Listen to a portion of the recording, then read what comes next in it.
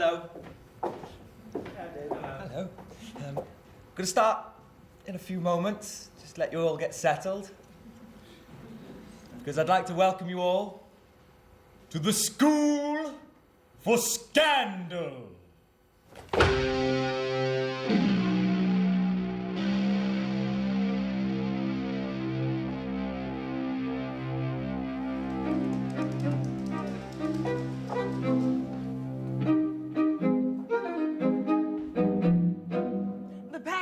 You say, Mr. Snake, were all inserted? They were, madam. And as I copied them myself in a feigned hand, there can be no suspicion from whence they came. Did you circulate the report of Lady Brittle's intrigue with Captain Boastall? That's in as fine a train as your ladyship could wish. In the common course of things, it should reach Mrs. Clackett's ears within 24 hours. And then you know the business is as good as done. Why, truly, Mrs. Clackett has a very pretty talent and a great deal of industry. True, madam, and has been tolerably successful in her day. To my knowledge, she has been the cause of 6 matches being broken off, and 3 sons disinherited, of 4 forced elopements, as many close confinements, 9 separate maintenances, and 2 divorces. Nay, I have more than once traced her causing a tete-a-tete in the Town and Country magazine, when the parties perhaps had never seen each other's faces before in the course of their lives. She certainly has talents, but her manner is gross. It is true. She generally designs well, has a free tongue and a bold invention, but her colouring's too dark, and her outline often extravagant. She wants that delicacy of hint and mellowness of sneer, which distinguishes your ladyship's scandal. Oh, you are partial, Snake. Not in the least. Everyone allows that Lady Sneerwell can do more with a word or a look than many can with the most laboured detail, even when they happen to have a little truth on their side to support it. Yes, my dear Snake, and I'm no hypocrite to deny the satisfaction I reap from the success of my efforts. Wounded myself in the early part of my life by the envenomed tongue of slander, I confess I've since known no pleasure equal to the reducing others to the level of my own injured reputation. Nothing could be more natural.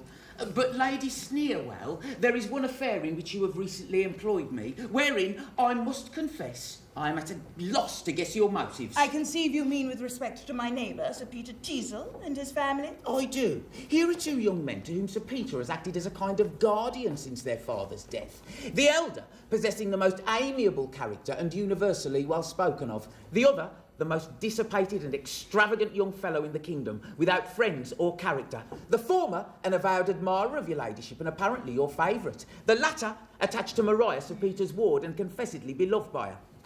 Now, on the face of these circumstances, it is utterly unaccountable to me why you, the widow of a city knight with a good jointure, should not close with the passion of a man of such character and expectations as Mr. Surface, and more so, why you should be so uncommonly earnest to destroy the mutual attachment subsisting between his brother Charles and Maria.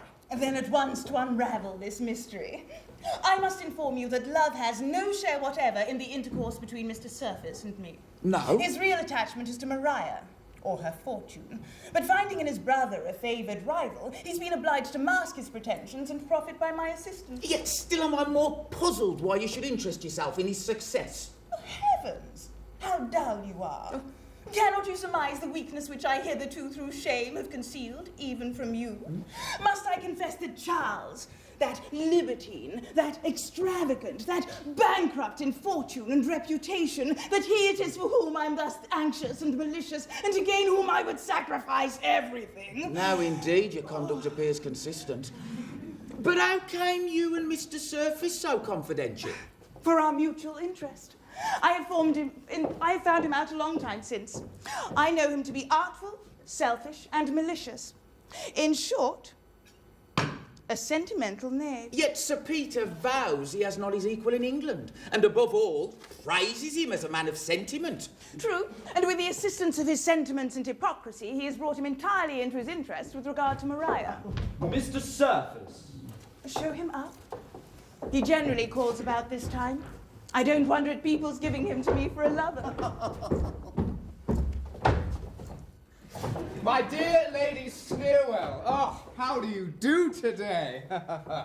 Mr. Snake, you're most obedient. Snake has just been arraigning me on our mutual attachment, but I've informed him of our real views.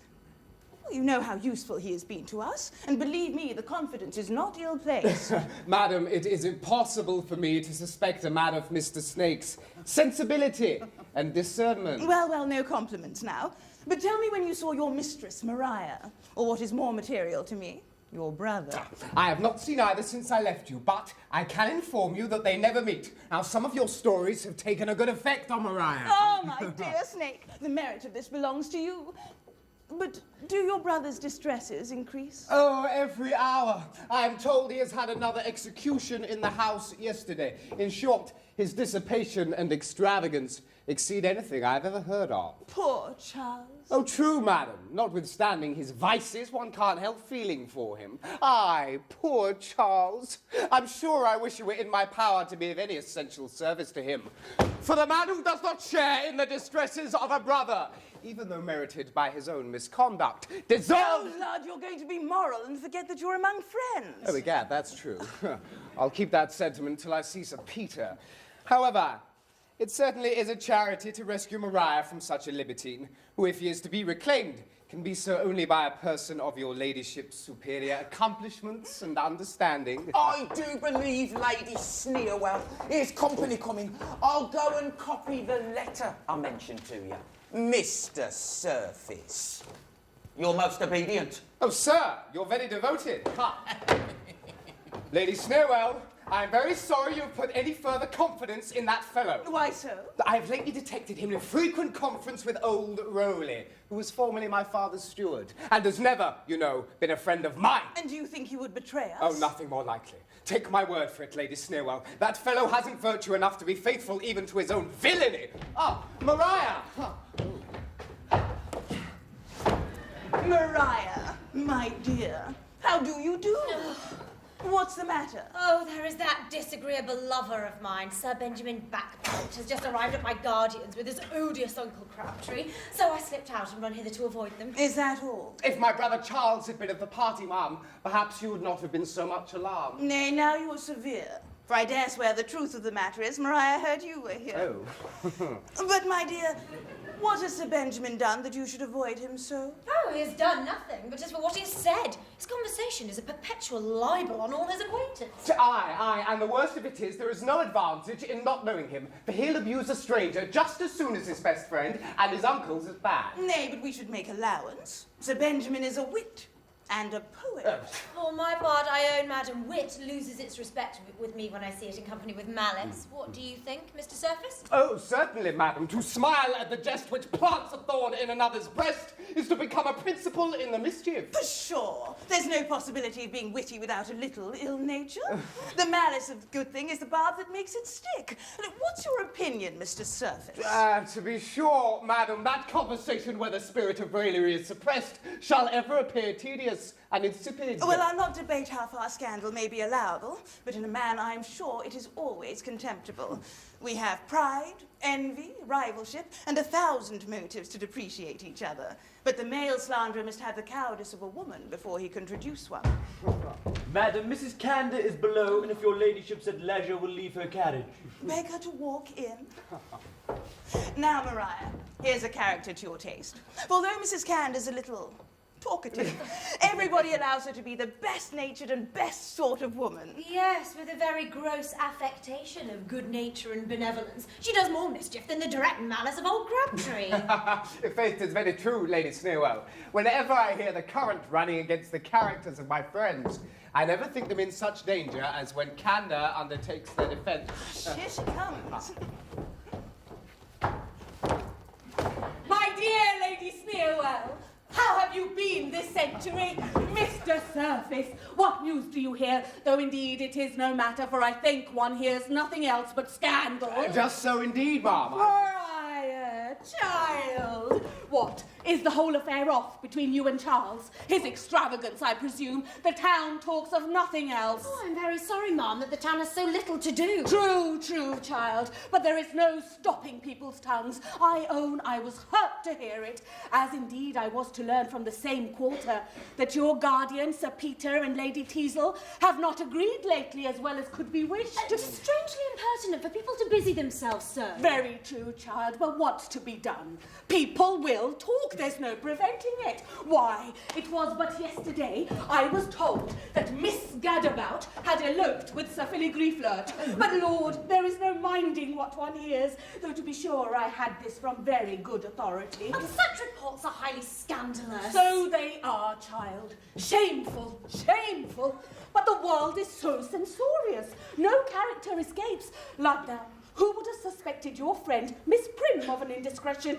Yet such is the ill nature of people that they say her uncle stopped her last week, just as she was stepping into the York diligence with her dancing master. I'll answer for it. There are no grounds for the report. Oh, no foundation in the world, I dare swear.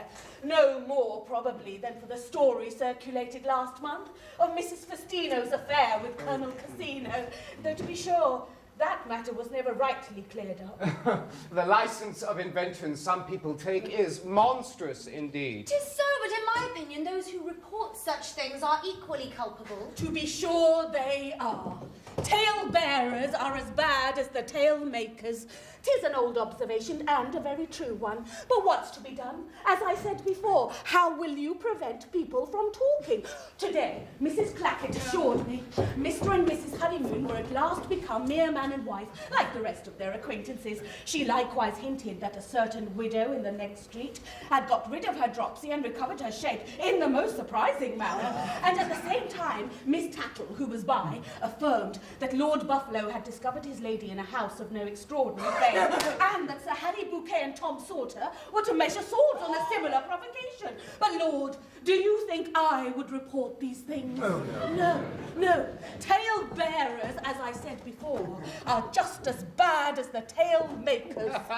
Ah, Mrs. Canter, if everybody had your forbearance and good nature. I confess, Mr. Surface, I cannot bear to hear people attacked behind their backs. And when ugly circumstances come out against one's acquaintances, I own I always love to think the best. By the by, I hope 'tis not true that your brother is absolutely ruined. I am afraid his circumstances are very bad indeed, ma'am. Oh, I heard so. But you must tell him to keep up his spirits. Everybody almost is in the same way. Lord Spindle, Sir Thomas Splint, Captain Quince, and Mr. Nickett, all up, I hear, within this week. So if Charles is undone, he'll find half his acquaintances ruined too, and that, you know, is a consolation. Oh, doubtless, ma'am, a very great one. Mr. Crabtree and Sir Benjamin Backbite. So, Maria, you see your lover pursues you. Positively, you shan't escape.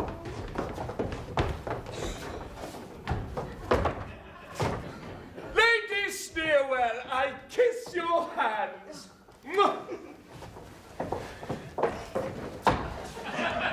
Mrs. Canter, I don't believe you are acquainted with my nephew, Sir Benjamin Backbite. Egad, ma'am, he has a pretty wit and is a pretty poet too, is he not, Lady Sneerwell? Fie, uncle. Nay, egad, it's true. I'll back him at a rebus or a charade against the best rhymer in the kingdom. Has your ladyship heard the epigram he wrote on Lady Frizzle's feather catching fire? Do! Benjamin, repeat it. Or the charade you made last night extempore at Mrs. Drowsy's conversation. Come now. Your first is the name of a fish. The second, a great naval commander. Uncle, now, prithee. No, in faith, ma'am, it would surprise you to hear how ready he is at all these sorts of things. I wonder, Sir Benjamin, you never publish anything. To say truth, ma'am, 'tis very vulgar to print. And as my little productions are mostly satires and lampoons on particular individuals, I find they circulate more by giving copies in confidence to the friends of the parties. However, I have some love elegies, which, when favoured with this lady's smiles, I mean to give to the public. Oh, God, ma'am, they'll immortalise you. You shall be handed down to posterity, like Petrarch's Laura or Waller's Saccharissa. Yes, madam, I think you will like them, when you shall see them on a beautiful quarto page, where a neat rivulet of text shall murmur through a meadow of margin. For gad, they will be the most elegant things of their kind. Oh, but ladies, that is very true indeed. Have you heard the news? Oh, what, sir? Do you mean... No, ma'am, that's not it. Miss Nicely is going to be married to her own footman. Oh, sure. Impossible. Ask Sir Benjamin. It is very true, ma'am. Everything is fixed and the wedding livery bespoke. Yes, and they do say there were pressing reasons for it. Why, I have heard something of this before. It can't be. And I wonder anyone should believe such a story of so prudent a lady as Miss Nicely. Oh, lad, ma'am, that's the very reason 'twas believed at once. She has always been so cautious and so reserved that everybody was sure there was some reason for it at bottom. Well, this may all be a mistake. You know, Sir Benjamin, very trifling circumstances often give rise to the most injurious tales. That they do, I'll be sworn, ma'am. Did you hear how Miss Piper came to lose her lover and her character last summer at Tunbridge? Benjamin, you remember it? To be sure, the most whimsical circumstance. How was it, pray? Why, one evening at Mrs. Ponto's assembly, the conversation happened to turn upon the difficulty of breeding Nova Scotia sheep in this country. Well, says a young lady in company, I have known instances of it. For Miss Letitia Piper, a first cousin of mine, had a Nova Scotia sheep that produced her twins. What? Cries the old dowager Lady Dundizzy, who you know is as deaf as a post. Has Miss Piper had twins? Well, this mistake, as you may imagine, threw the whole company into a fit of laughter. However, it was the next morning everywhere reported, and in a few days believed by the whole town that Miss Letitia Piper had been brought to bed of a fine boy and a girl. And in a few days, there were people who could name the father, and the farmhouse where the babies were put to nurse. Matter of fact, ma'am, I assure you. Oh, Lord. Mr. Surface. Pray, is it true that your Uncle Oliver is coming home? Not that I know of, indeed, sir. He has been in the East Indies a long time. You can scarcely remember him, I believe. A sad comfort, whenever he returns, to find how your brother has gone on. Charles has been imprudent, sir, to be sure, but I hope no busy people have already prejudiced Sir Oliver against him. He may reform. To be sure he may. For my part, I never believed him to be so utterly void of principle, as people say. And though he has lost all his friends, I am told no one is better spoken of by the Jews. Gad, nephew, that's true. I believe if the old Jury were a ward, Charles would be the alderman. No man more popular there. For God, I hear he pays as many annuities as the Irish tontine. And whenever he's sick, they have prayers for the recovery of his health at the synagogue. Yet no man lives in greater splendour. They say when he entertains his friends, he can sit down to dinner with a dozen of his own securities, have a score of tradesmen waiting in the antechamber, and an officer behind every guest's chair. Gentlemen, this may be entertainment to you, but you pay very little regard to the feelings of a brother. Their malice is intolerable. Lady Snowell, I must wish you good morning. I'm not very well. Oh dear, she changed colour very much. Do Mrs. Canter follow her? She may want assistance. That I will with all my soul, ma'am. Poor dear girl. Who knows what her situation may be? 'Twas nothing but she could not bear to hear Charles reflected on, notwithstanding their difference. The young lady's penchant is obvious. Oh, Benjamin, you mustn't give up your pursuit of that. Follow her and put her into a good humour. Repeat some of your verses. Come, I'll assist you. Mr. Surface, I did not mean to hurt you, but depend upon it, your brother is utterly undone. Oh, lad, I, undone as ever man was. Can't raise a guinea. And everything sold, I'm told, that was movable. I have seen one other house, not a thing left but some empty bottles that were overlooked, and some family portraits which I believed were framed in the wainscot. But, however, as he's your brother, We'll tell you all another opportunity. 'Tis very hard for them to leave a subject they have not quite run down. I believe the abuse was no more acceptable to your ladyship than to Maria. I doubt her affections are further engaged than we imagined. But the family are to be here this evening, so you may as well dine where you are, and we shall have an opportunity of observing further. In the meantime, I'll go and plot mischief, and you shall study sentiments.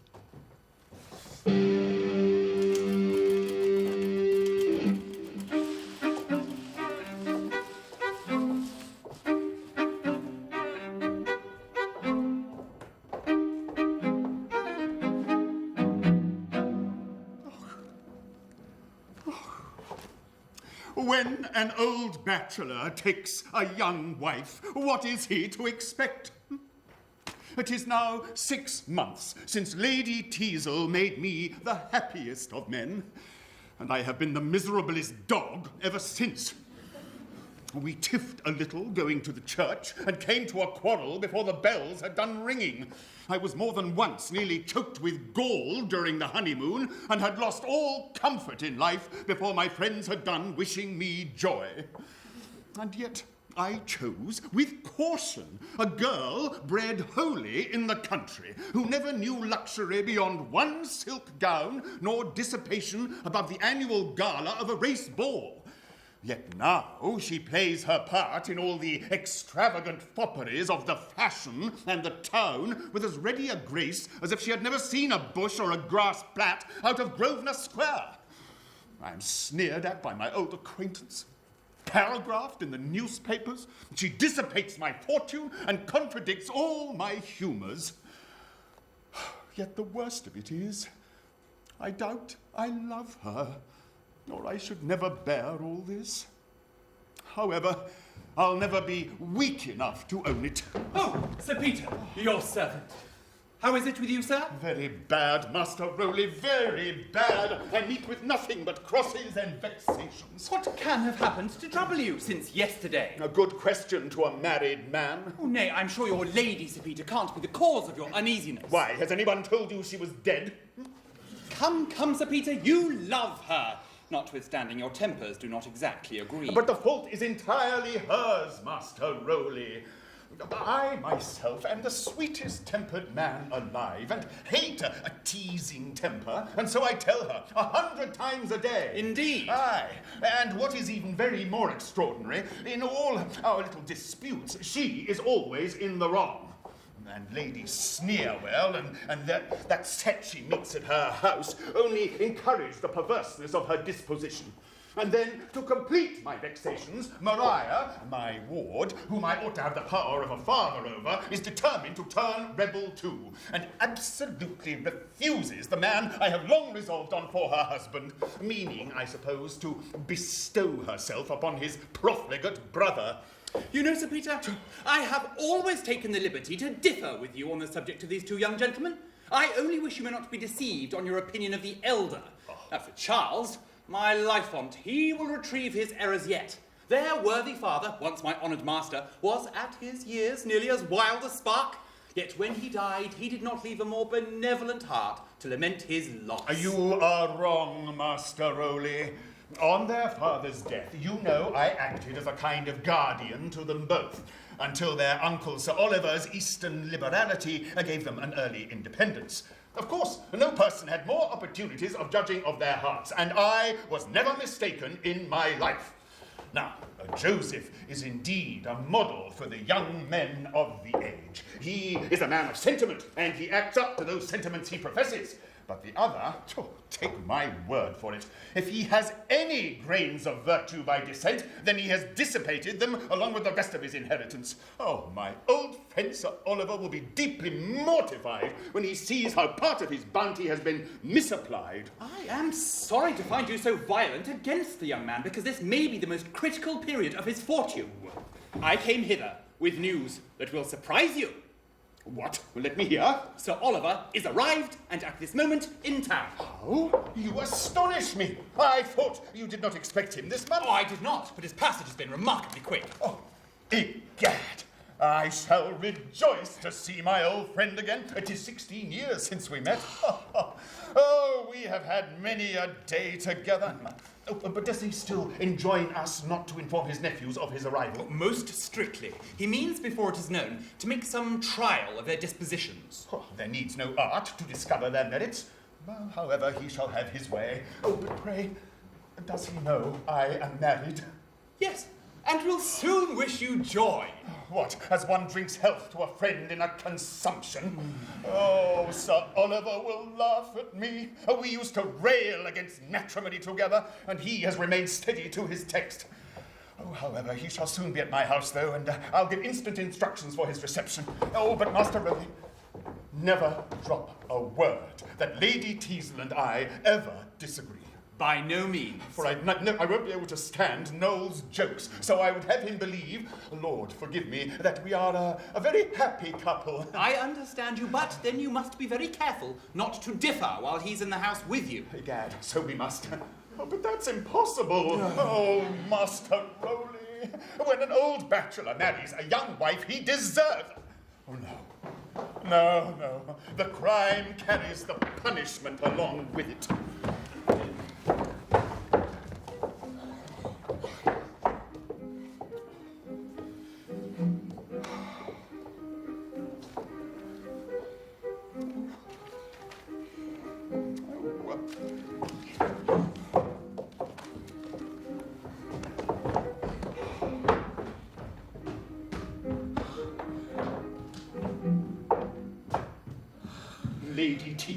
Lady Teazle, I'll not bear it. Sir Peter, you may bear it or not as you please, but I ought to have my own way in everything, and what's more, I will too. What? Though I was educated in the country, I know very well that women of fashion in London are accountable to nobody after they are married. Very well, madam, very well. So, a husband is to have no influence, no authority. Authority? No, to be sure, if you wanted authority over me, you should have adopted me and not married me. I am sure you were old enough. Oh, aye, old enough, there it is. Well, madam, though I may be made unhappy by your temper, I shall not be ruined by your extravagance. My extravagance? I'm sure I'm not more extravagant than a woman of fashion ought to be. No, madam, you shall throw away no more sons on such unmeaning luxuries. In fact, to have spent as much to furnish your dressing room with flowers in winter as would suffice to turn the Pantheon into a greenhouse and give a fete champetre at Christmas. Lord Sir Peter, am I to blame because flowers are dear in cold weather? You ought to find fault with the climate and not with me. For my part, I am sure I wish it was spring all the year round and that roses grew under one's feet. Madam, if you had been born to this, I shouldn't wonder at you speaking like this. But you forget what your situation was when I married you. No, I don't. It was a very disagreeable one, or I should never have married you. Yes, madam, you were in somewhat an humbler style, the daughter of a plain country squire. Oh, recollect, Lady Teazle, when I saw you first, sitting at your tambour, in a pretty figured linen gown, with a bunch of keys by your side, your hair combed smooth over a row, and your apartment hung about with flutes in worsted of your own making. Oh, yes, I remember it very well. And a curious life I led. My daily occupation to inspect the dairy, superintend the poultry, make extract from the family receipt book, and comb my Aunt Deborah's lapdog. Yes, 'twas so indeed, and madam. then you know my evening amusements. To make patterns for ruffles I had not the materials to make. To play Pope Joan with the curate, to read a novel to my aunt, or to be stuck down on an old spinet and strum my father to sleep after a fox chase. Yes. I'm glad you have so good a memory. These are the recreations I took you from. But now you must have your coach vis-a-vis, and 3 powdered footmen before your chair, and in summer a pair of white cats to draw you to Kensington Gardens. No recollection, I suppose, of being content to ride behind the butler on a docked coach horse? No, I swear I never did that. I denied the butler and the coach horse. This was your situation, madam, and what have I not done for you? I have made you a woman of fashion, of fortune, of rank. In short, I have made you my wife. Well then, there is but one more thing you can make me to add to the obligation. And that is? Your widow. Oh, thank you, madam. But don't flatter yourself, for though your behaviour may make me unhappy, it shall never break my heart, I promise you. However, I am equally obliged to you for the hint. Then why do you endeavour to make yourself so disagreeable to me, and thwart me at every little elegant expense? Life, madam, I say, did you have these elegant expenses when you married me? Lud, Sir Peter, would you have me be out of the fashion? The fashion, indeed. What did you know of the fashion before you married me? For my part, I should think you'd like your wife to be thought a woman of taste. Oh, aye, there it is again. Taste. Zoons, madam, you had no taste when you married me. That's very true indeed. And after having married you, I shall never pretend to taste again. But now, Sir Peter, if we have finished our daily jangle, I presume I may go to my engagement at Lady Sneerwell's. Oh, aye, there's another precious circumstance. A charming set of acquaintance you have made there. They are people of rank and fortune and remarkably tenacious of reputation. Oh, egad, they are remarkably tenacious of reputation with a vengeance, for they choose that no one should have a character but themselves. Oh, what a crew! Why, many a poor wretch has rid on a hurdle that has done less mischief than those coiners of scandal and clippers of reputation. What? Would you restrain the freedom of speech? Oh, they have made you just as bad as any one of the society. Aye, I do believe I bear my part with a tolerable grace. But I vow, I bear no malice against the people I abuse. When I say an ill-natured thing, 'tis out of pure good humour, and I take for granted they deal in exactly the same manner as me. But now, Sir Peter, you know you promised to come to Lady Sneerwell's too. Well, I'll call in just to keep an eye on my own character. Indeed. Well, you better make haste after me, or you'll be too late. So, bye-bye to you. Oh. So, I have achieved much by my intended expostulations. Oh, with what a charming air she contradicts everything I say, and how pleasingly she shows her contempt for my authority. Although I cannot make her love me, there is great satisfaction in quarrelling with her.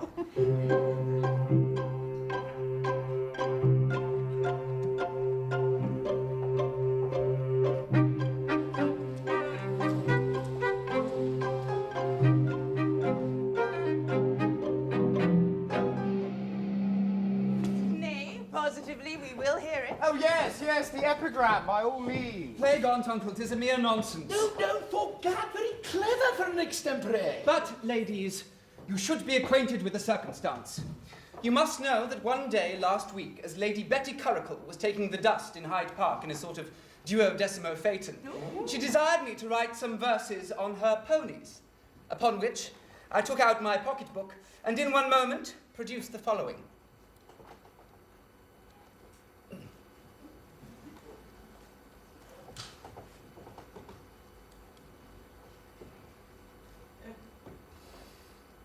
Sure, never were seen two such beautiful ponies.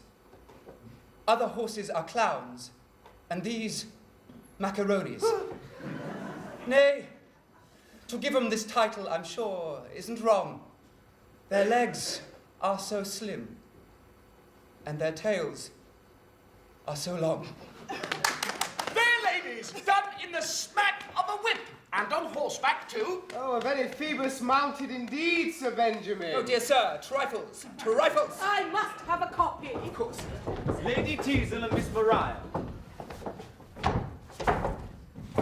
Lady Teazle, I hope we shall see Sir Peter. I believe he'll wait upon your ladyship presently. Maria, my love, you look grave. Come, you shall sit down to cards with Mr. Surface. I take very little pleasure in cards. However, I'll do as your ladyship pleases.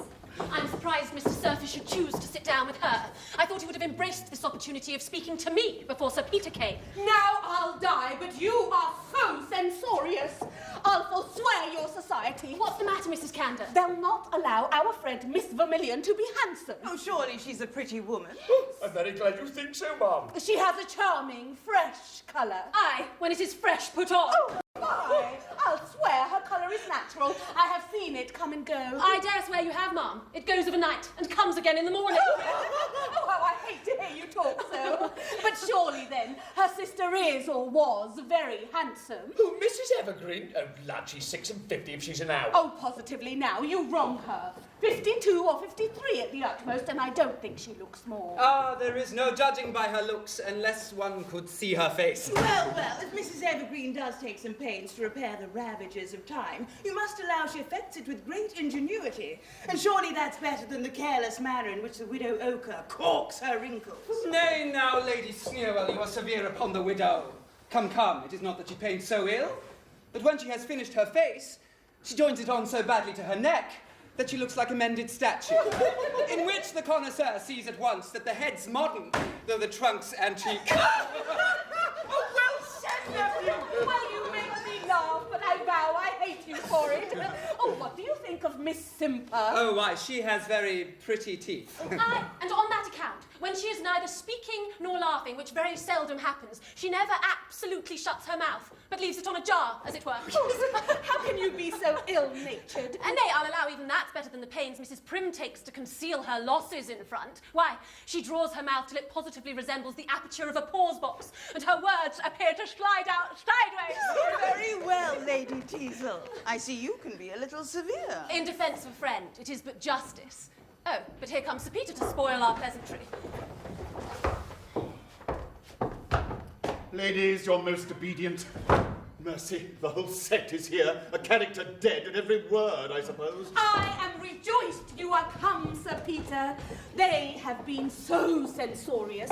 They will allow good qualities to nobody, not even good nature to our friend, Mrs. Percy. What? The fat dowager who was at Mrs. Cadill's last night? Nay, her bulk is her misfortune, and when she takes such pains to get rid of it, you ought not to reflect on her. That's very true indeed. I know she almost lives on acids and small whey, laces herself with pulleys, and often, on the hottest noon of summer, can be seen on a little squat pony, with her hair plaited up behind like a drummer's, and puffing round the ring on a full trot. I thank you, Lady Teasel, for defending her. Yes, a good defence, truly. But Sir Benjamin is as censorious as Miss Sallow. Oh, she is a curious being to pretend to be censorious. An awkward gawky, without one good point under heaven. Oh, positively now, you shall not be so very severe. Miss Sallow is a relation of mine by marriage, and as to her person, great allowance is to be made. For let me tell you, a woman labours under many disadvantages who tries to pass for a girl of 36. Though surely she is handsome still. And as for the weakness in her eyes, considering how much she reads by candlelight, it is not to be wondered at. True. And then as to her person, upon my word, I think it is particularly graceful, considering she never had the least education, for you know, her mother was a Welsh milliner, and her father a sugar baker at Bristol. You are both of you too good-natured. Yes, damned good-natured. This a relation of theirs, mercy on me. And Mrs. Canter is of so moral a turn, she can sit for an hour to hear Lady Stucco talk sentiment. I vow Lady Stucco's very good with a dessert after dinner. She's just like the French fruit one cracks for mottos, made up of paint and proverb. Well, I never join in ridiculing a friend, and so I constantly tell my cousin Ogle, and you all know what pretensions she has to be critical in beauty. Oh, to be sure, she has the oddest countenance that ever was seen. 'Tis a collection of features gathered from every country of the globe. So she has indeed. An Irish front. Caledonian lock. Dutch nose. Austrian lip. Complexion of a Spaniard. A teeth a la chinoise. In short, her face resembles a table d'hôte at Spa, when no two guests are of a nation. Or a congress at the close of a general war, wherein all the parties, even to her eyes, appear to have a different interest, and her nose and chin are the only parties that will join issue. Mercy on me. This a person they dine with twice a week. Nay, but I vow, you shall not carry the laugh off so. Forgive me leave to say, Mrs. Ogle No, madam, I beg your pardon. There's no stopping these gentlemen's tongues, but when I tell you, Mrs. Canter, that the person they are abusing is a particular friend of mine, I hope you will not take her apart. Well said, Sir Peter. But you are a cruel creature, too phlegmatic yourself for a jest, and too peevish to allow wit in others. Ah, madam, a true wit is more allied to good nature than your ladyship realizes. True, Sir Peter. I believe they are so near akin, they can never be united. Or rather, madam, suppose them man and wife, because one so seldom sees them together. Sir Peter is such an enemy to scandal, I believe he would have it put down by Parliament. Oh, lud, Sir Peter, would you deprive us of our privileges? Aye, madam, and then no man may be permitted to kill characters or run down reputations, but qualified old maids and disappointed widows. Go! You monster! Come, ladies, shall we sit down to cards in the next room? I'll be with them directly. I'll get away unperceived. Sir Peter, you are not leaving us? Your ladyship must excuse me. I'm called away by particular business. However, I leave my character behind me. Well, certainly, Lady Teasel, that lord of yours is a strange being. I could tell you some stories of him would make you laugh heartily if he weren't your husband. Oh, pray, don't mind that. Come, let's hear him.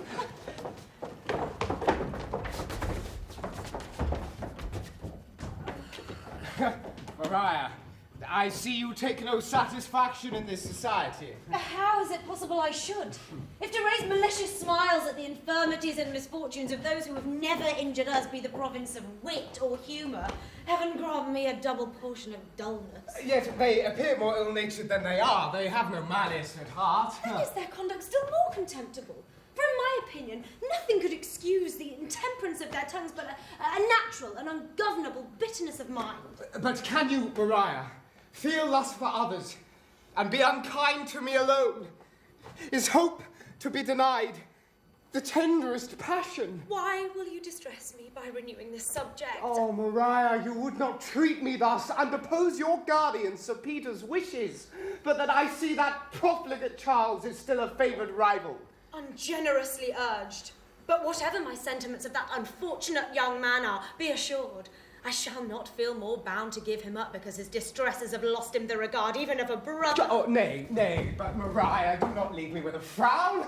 By all that's honest, I swear, Gad's life, here's Lady Teazle, that you must not, no, you shall not, for though I have the greatest regard for Lady Teazle... Lady Teazle? Yet were Sir Peter to suspect... What's this? Oh.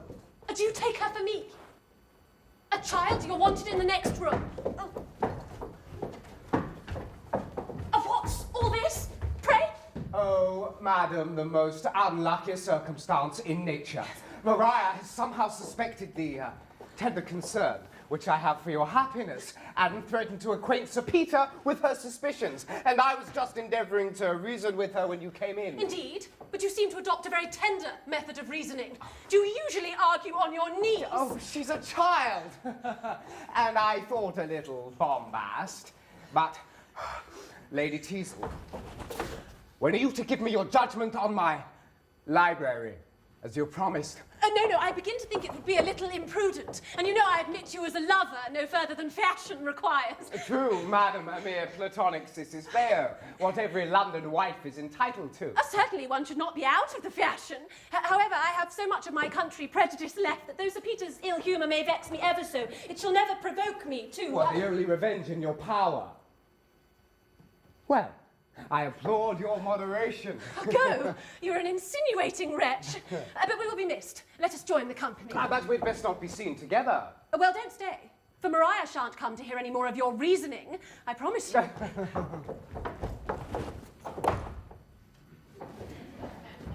A curious dilemma, truly, my politics have run me into. I'd wanted at first only to ingratiate myself with Lady Teazle, that she might not be my enemy with Maria. And I have... I don't know how, become her serious lover. Sincerely, I begin to wish I'd never made such a point of gaining so very good a character, for it has led me into so many cursed rogueries. I doubt I shall be exposed at last. And so the old friend is married, eh? A young wife out of the country. That he should have stood bluff to old bachelor so long and sink into a husband at last. But you must not rally him on the subject, Sir Oliver. 'Tis a tender point, I assure you, though he has been married only 6 months. Oh, so he has been just half a year on the stool of repentance. Poor Peter. But you say that he is entirely given up Charles. Never sees him, eh? His prejudice against him is astonishing, and I'm sure greatly increased by a jealousy of him with Lady Teazle, which he has been industriously led into by a scandalous society in the neighbourhood that have contributed not a little to Charles's ill name. Whereas the truth is, I believe, if the lady is partial to either of them, his brother Joseph is the favourite. Aye, I know. There are a set of malicious, prating, prudent gossips, both male and female, who murder characters to kill time and will rob a young fellow of his good name before he has years to know the value of it. But I am not to be prejudiced against my nephew by such a promise, you. No. If Charles has done nothing false or mean, I shall compound for his extravagance. Then, my life on't, you will reclaim him. Ah, sir, it gives me new life to find that your heart is not turned against him, and that the son of my good old master has one friend, however, left. What, shall I forget, Master Rowley, when I was at the years myself in Gad, my brother and I were neither of us very prudent. youths. And yet I believe you have not seen many better men than your old master was. Sir, 'tis this reflection gives me assurance that Charles may yet be a credit to his family. Oh, but here comes Sir Peter. Egad, so he does. Mercy on me, he's greatly altered and seems to have a settled married look. One may read husband in his face at this distance. Oh, my dear old friend, Sir Oliver! Welcome to England 1,000 times. Thank you, Sir Peter. And i' faith I am as glad to find you well, believe me. Oh, 'tis a long time since we met. 16 years, I doubt, and many a cross accident in the time. I've had my share. But what's this? I find you were married, me old boy. Well, can't be helped. And so, I wish you joy with all my heart. Oh, thank you, Sir Oliver. Yes, I have entered into the happy state, but we'll not talk of that now. True, Sir Peter. An old friend should not begin on grievances at first meeting. No. Take care, pray, sir. Well, so, one of my nephews, I find, is a wild rogue, eh? Wild? I grieve for your disappointment there, Sir Oliver. He is a lost young man indeed. However, his brother will make you amends. Joseph is indeed a model for the young men of the age. Everybody speaks well of him. I'm sorry to hear it. Well, he has too good a character to be an honest fellow. Everybody speaks well of him, sure. That he has bowed as low to knaves and fools as to the honest dignity of genius or virtue. What, Sir Oliver, do you blame him for not making enemies? Yes, if he has merit enough to deserve them. Oh, well, you will be considered when you see him. It is an edification to hear him converse. He professes the noblest sentiments. Plague of his sentiments. If he salutes me with a scrap of morality in his mouth, I should be sick directly. However, don't mistake me, Sir Peter, I don't mean to defend Charles's errors. But before I form my judgment of either of them, I intend to make a trial of their hearts. And my friend Rowley and I have planned something for the purpose. And Sir Peter shall own he has been, for once, mistaken. On my life, Joseph's honour. Well, come, give us a bottle of good wine. We'll drink the lads' healths and tell you our scheme. Allons, then. And don't, Sir Peter, be so severe against your old friend's son. Odds me life, I'm not sorry that he's run out of the course a little. For my part, I hate to see prudence clinging to the green suckers of youth. 'Tis like ivy round a sapling. Spoils the growth of the tree.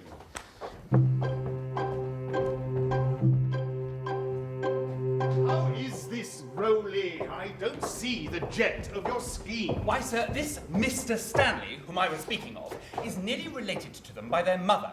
He was once a merchant in Dublin, but has since been ruined by a series of undeserved misfortunes.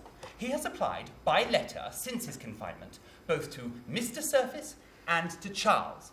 From the former, he has received nothing but evasive promises of future service, while Charles has done all that his extravagance has left him power to do, and he is at this time endeavouring to raise a sum of money, part of which, in the midst of his own distresses, I know he intends for the service of poor Stanley. He is my brother's son. But how is Sir Oliver personally to... Why, sir, I will inform Charles and his brother that Stanley has obtained permission to apply in person to his friends, and, as they have neither of them ever seen him, let Sir Oliver assume his character, and he will have a fair opportunity of judging at least of the benevolence of their dispositions.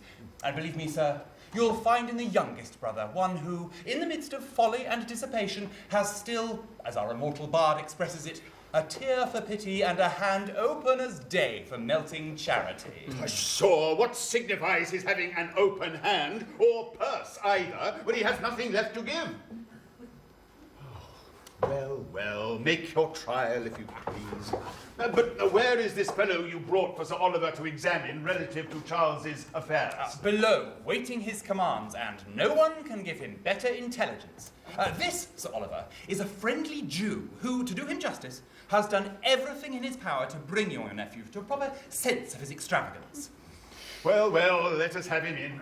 Desire Mr. Moses to walk upstairs. But why do you suppose he will speak the truth? Oh, I have convinced him he has no chance of recovering certain sums advanced to Charles, but through the bounty of Sir Oliver, so you may depend on his fidelity to his interest. I have also another evidence in my power, one snake, who I've detected in a matter little short of forgery and shall shortly produce to remove some of your prejudices, Sir Peter, relative to Charles and Lady Teazle. I have heard too much on that subject. But here comes the honest Israelite. This is Sir Oliver. Sir, I understand you've lately had great dealings with my nephew Charles. Yes, Sir Oliver. I've done all I could for him, but he was ruined before he came to me for assistance. Well, that was unlucky, truly, if you have had no opportunity of showing your talents. None at all. I hadn't the pleasure of knowing his distresses till he was some thousands worse than nothing. Unfortunate indeed. But I suppose you've done all in your power for him, honest Moses? Yes, he knows that. This very evening I was to have brought a gentleman from the city who doesn't know him, but who will, I believe, advance him some money. What, one Charles has not had money from before? Yes, Mr. Premium of Crutched Friars, formerly a broker. Sir Oliver, a thought strikes me. Charles, you say, does not know Mr. Premium? Not at all. Now, Sir Oliver, you might have a better chance of satisfying yourself than by an old romancing tale of a poor relation. Go with my friend Moses and represent Mr. Premium. And I'll vouch for it, you'll then see your nephew for all he's worth. Gad, I like this idea better than the other. And afterwards I may visit Joseph as old Stanley. True, so you may. Well, this is taking Charles somewhat at a disadvantage, to be sure. However, Moses, you understand, Sir Peter, and will be faithful. You may depend upon me. This is near the time I was to have gone. Oh, I'll accompany you as soon as you please, Moses. Oh, but hold. I forgot one thing. Well, how the plague shall I be able to pass for a Jew? Well, there's no need. The principal is Christian. Is he? I'm sorry to hear it.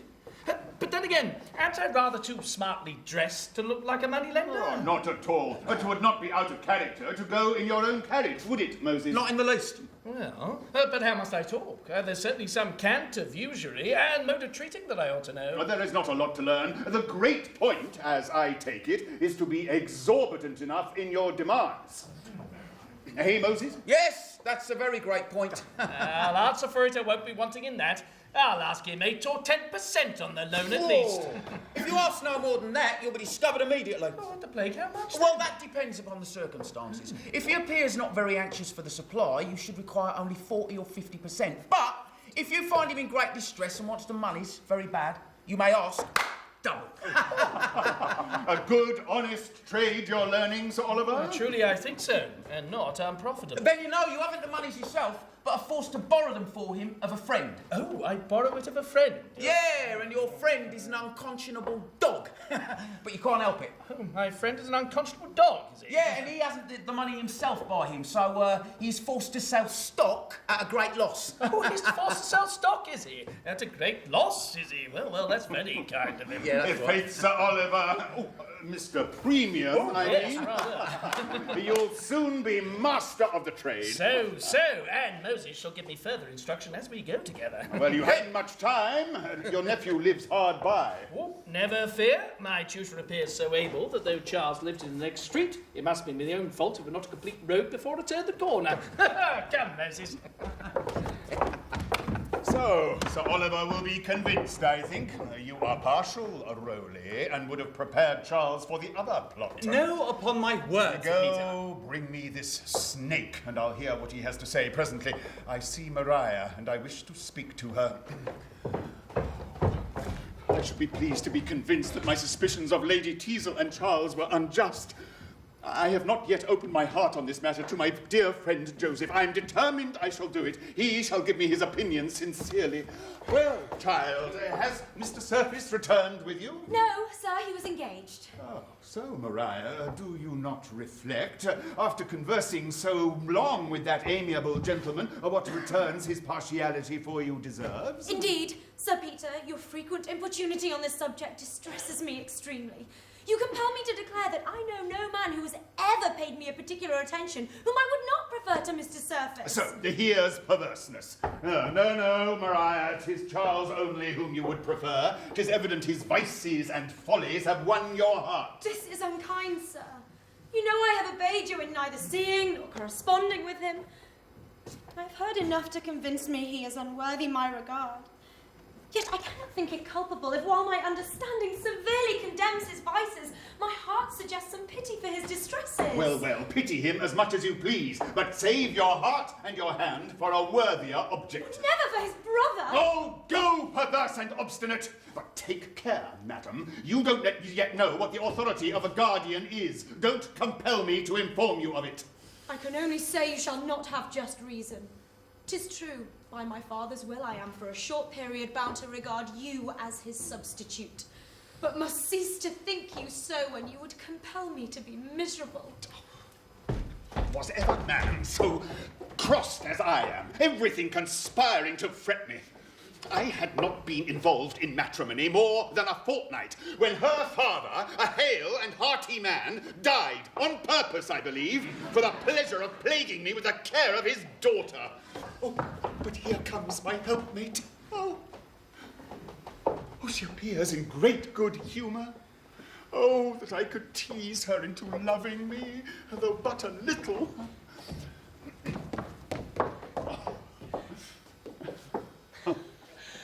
Lud, Sir Peter, I hope you haven't been quarrelling with Maria.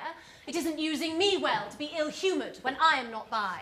Lady Teazle, you should have the power to make me good-humoured at any time. I am sure I wish I had, for I want you to be in a charming, sweet temper at this moment. Do be good-humoured now, and let me have £200, will you? £200? Why, aren't I to be in a good humour without paying for it? Oh, if Faith, speak to me thus, and there is nothing I could deny you. You shall have it. But seal me a bond for the repayment. Oh, no. There. My note of hand will do as well. And you shall no longer reproach me for not giving you an independent settlement. I mean to surprise you shortly. Oh, shall we always live thus, hey? If you please, I'm sure I don't care how soon we leave off quarrelling, provided you'll own you were tired first. Well, then let our future contest be who shall be the most obliging. I assure you, Sir Peter, good nature becomes you. You look now as you did before we were married, when you used to walk with me under the elms and tell me stories of what a gallant you were in your youth and chuck me under the chin. You would. And ask me if I thought I could love an old fellow who would deny me nothing, didn't you? Yes, and you were just as kind and attentive. Aye, so I was, and always took your part when my acquaintance used to abuse you and turn you into ridicule. Indeed. And when my cousin Sophie called you a stiff, peevish old bachelor and laughed at me for thinking of marrying one who might be my father, I always defended you and said I didn't think you so very ugly by any means, and I dared say you'd make a very good sort of a husband. Oh, and you prophesied right. And we shall be the happiest of couples. And never differ again. No, never. But at the same time, indeed, Lady Teazle, you must watch your temper very narrowly. For in all our little quarrels, my dear, if you recollect, my love, you always began first. I beg your pardon, my dear Sir Peter. Indeed, you always gave the provocation. I see now. Take care, Angel. Contradicting is not the way to keep friends. Then don't you begin it, my love. There, now, you are going on again. You don't perceive, my life, that you are doing just the very thing that you know makes me angry. And there you know, if you will be angry without any reason for it. There, now, you want to quarrel again? No, I don't, but if you will be so peevish. There, now, who begins first? Why, you to be sure. I said nothing, but there's no bearing your temper. No, madam, the problem lies in your temper. Oh, you are just what my cousin Sophie said you would be. No, your cousin Sophie is a forward, impertinent gypsy. You are a great bear, I am sure, to abuse my relations. Oh, now may all the plagues of matrimony be doubled on me if I try to be friends with you anymore. So much the better. Oh, 'tis evident you never cared anything for me, and I was a madman to marry you, a pert, rural coquette who refused half the honest squires in the neighbourhood. And I'm sure I was a fool to marry you, an old, dangling bachelor who was single at 50 only because he couldn't meet with anyone who would have him. Yes, madam, you were pleased enough to listen to me. You never had such an offer before. No, didn't I refuse Sir Tivy Terrier, who everybody said was a better match than you, for his estate is just as good as yours, and he has broke his neck since we have been married. I have done with you. madam, you are an unfeeling, ungrateful... There's an end of everything, madam.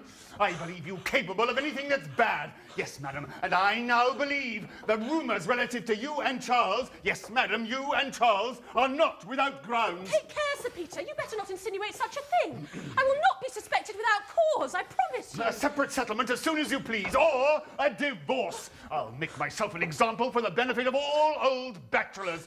Yes, madam, let us separate, madam. Agreed, agreed. And now we're of a mind once more. We may be the happiest couple and never differ again, but I see you're going to be in a passion and I will only interrupt you, so bye-bye. So, plagues and tortures. Can't I make her angry neither? Oh, I am the miserablest of fellows. I can't bear her presuming to keep her temper. Well, though she may break my heart, she shall not keep her temper.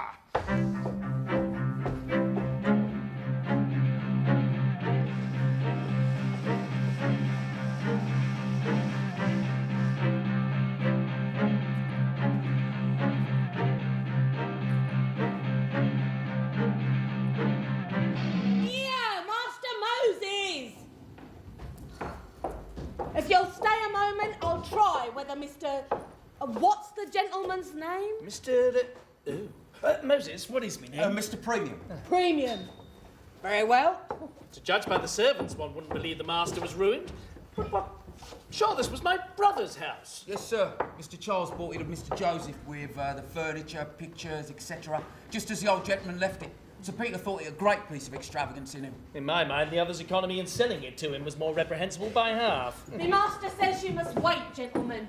He has company and he can't speak with you yet. If he knew who it was wanted to see him, perhaps he wouldn't have sent such a message. Yes, sir, he knows you're here. I didn't forget little Premium. No. Well, pray, what may be your name? Trip, sir. My name's Trip, at your service. Well then, Trip, you have a pleasant sort of place here, I guess? Why, yeah. Here are 3 or 4 of us pass our time agreeably enough. But then our wages are sometimes a little in arrear, and not that great either, but £50 a year, and find your own bags and bouquets. Bags and bouquets? Halters and bastinados! Apropos, Moses, have you been able to get me that little bill discounted? Wants to raise money, too. Mercy on me. It's not to be done indeed, Trip. Good luck, you surprise me. Me friend Brush has endorsed it, and I thought when he put his mark on the back of a bill, 'twas good as cash. No, 'twouldn't do. Oh, a small sum, but £20. Archie Moses, do you think you couldn't get it me by way of annuity? An annuity? Oh, a footman raised money by annuity. But you must insure your place. Oh, with all me heart. I'll insure me place. And me life too, if you please. It's more than a wood your neck. But then, Moses, it must be done before this damned register takes place. One wouldn't like to have one's name made public, you know. No, certainly. But is there nothing you could deposit? Oh, why? Nothing capital off me master's wardrobe's dropped lately, but I could give you a mortgage on some of his winter clothes. Yep. Oh, with equity of redemption before November. Or you should have the reversion of the French velvet. Or a post of it on the blue and silver. These, I should think, Moses. No. Oh, with a few pair of point ruffles as a collateral security. Eh, my little fella? Well. Oh, gad, I heard the bell. Gentlemen, I believe I can now introduce you. Don't forget the annuity, little Moses. This way, gentlemen. Insure me place. The man be the shadow of his master. This is the temple of dissipation indeed.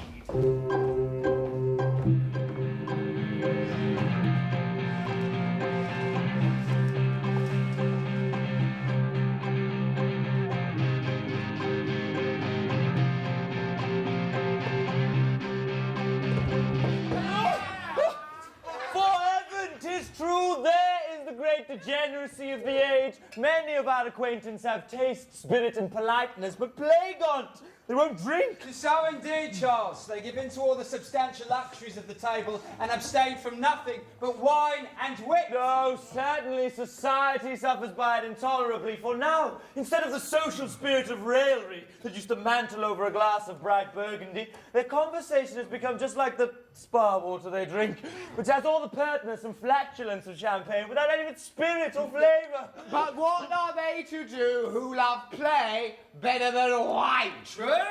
There's Toby. Diets himself for gaming and is now under a hazard regimen. Then he will have the worst of it. What? You wouldn't train a horse for the course by keeping him from corn? For my part, egad, I am now never so successful as when I'm a little merry. Let me throw on a bottle of champagne and I never lose, at least. I never feel my losses, which is exactly the same thing. Aye, that I believe. And then what man can pretend to be a believer in love who is an abjurer of wine? 'Tis the test by which a lover knows his own heart. Fill a dozen bumps to a dozen beauties, and she that floats atop is the maid that has bewitched you. Now then, Charles, be honest and give us your real favourite. I have withheld her only in compassion to you. If I toast her, you must give a round of her peers, which is impossible on earth. Oh, we'll find some canonised vestals or heathen goddesses will do, I warrant. Here then. Bumpers, you rose, bumpers! Trip, have a drink. Yeah, Mariah! Mariah!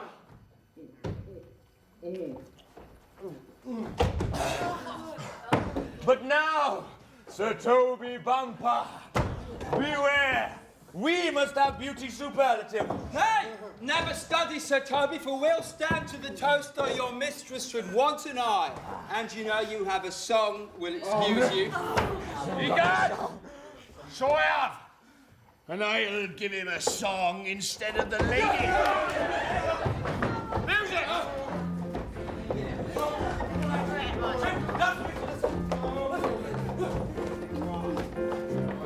Here's to the maiden of bashful 15. Here's to the widow of 50. Here's to the flaunting, extravagant queen. Here's to the housewife of thrifty. Let the toast pass. Drink to that lass. I warrant she'll prove an excuse for a glass. Here's to that charmer whose dimples we prize. Here's to the maid who's got an answer. Here's to the girl with a pair of blue eyes. And here's to the nymph with but one sack. Let the toast pass. Drink to the lass. I warrant she'll prove an excuse for a glass. Here's to the maid with a bosom of snow. And now to her that's brown as a berry. Here's to the wife with a face full of woe. And here's to the damsel that's merry. Let the toast pass. Drink to the lass. I warrant she'll prove an excuse for a loss. Let him be clumsy. Let him be slivered. You're ancient. I cannot have feather. So Bill, a white bumper, quite up to the brim. And let us toast them together. Let the toast pass. Drink to the lass. I warrant she'll prove an excuse for a glass. Let the toast pass. Drink to the lass. I warrant she'll prove an excuse for a glass.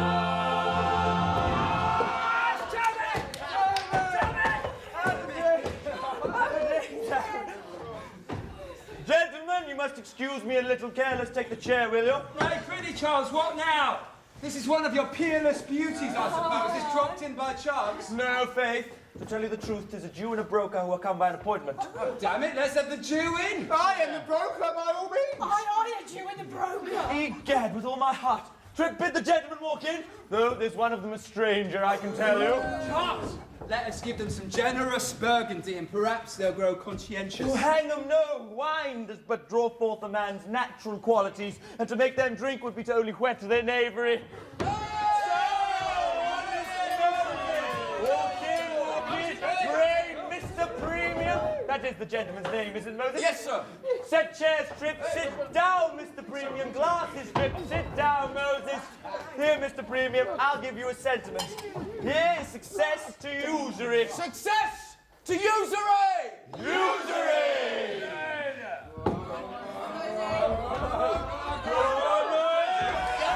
Right, Moses. Usury is prudence and industry and deserves to succeed. Well, then, here is all the success it deserves.